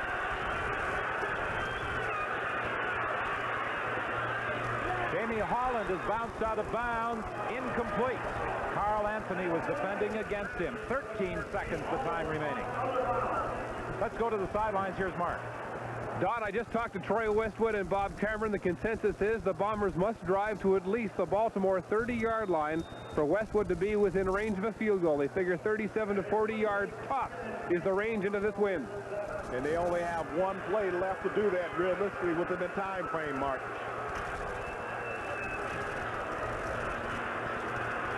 Dunnigan throws for Holland, and Carl Anthony, who scored the only touchdown of the football game in the first quarter, intercepts to snuff out any remaining hopes of the Winnipeg Blue Bombers.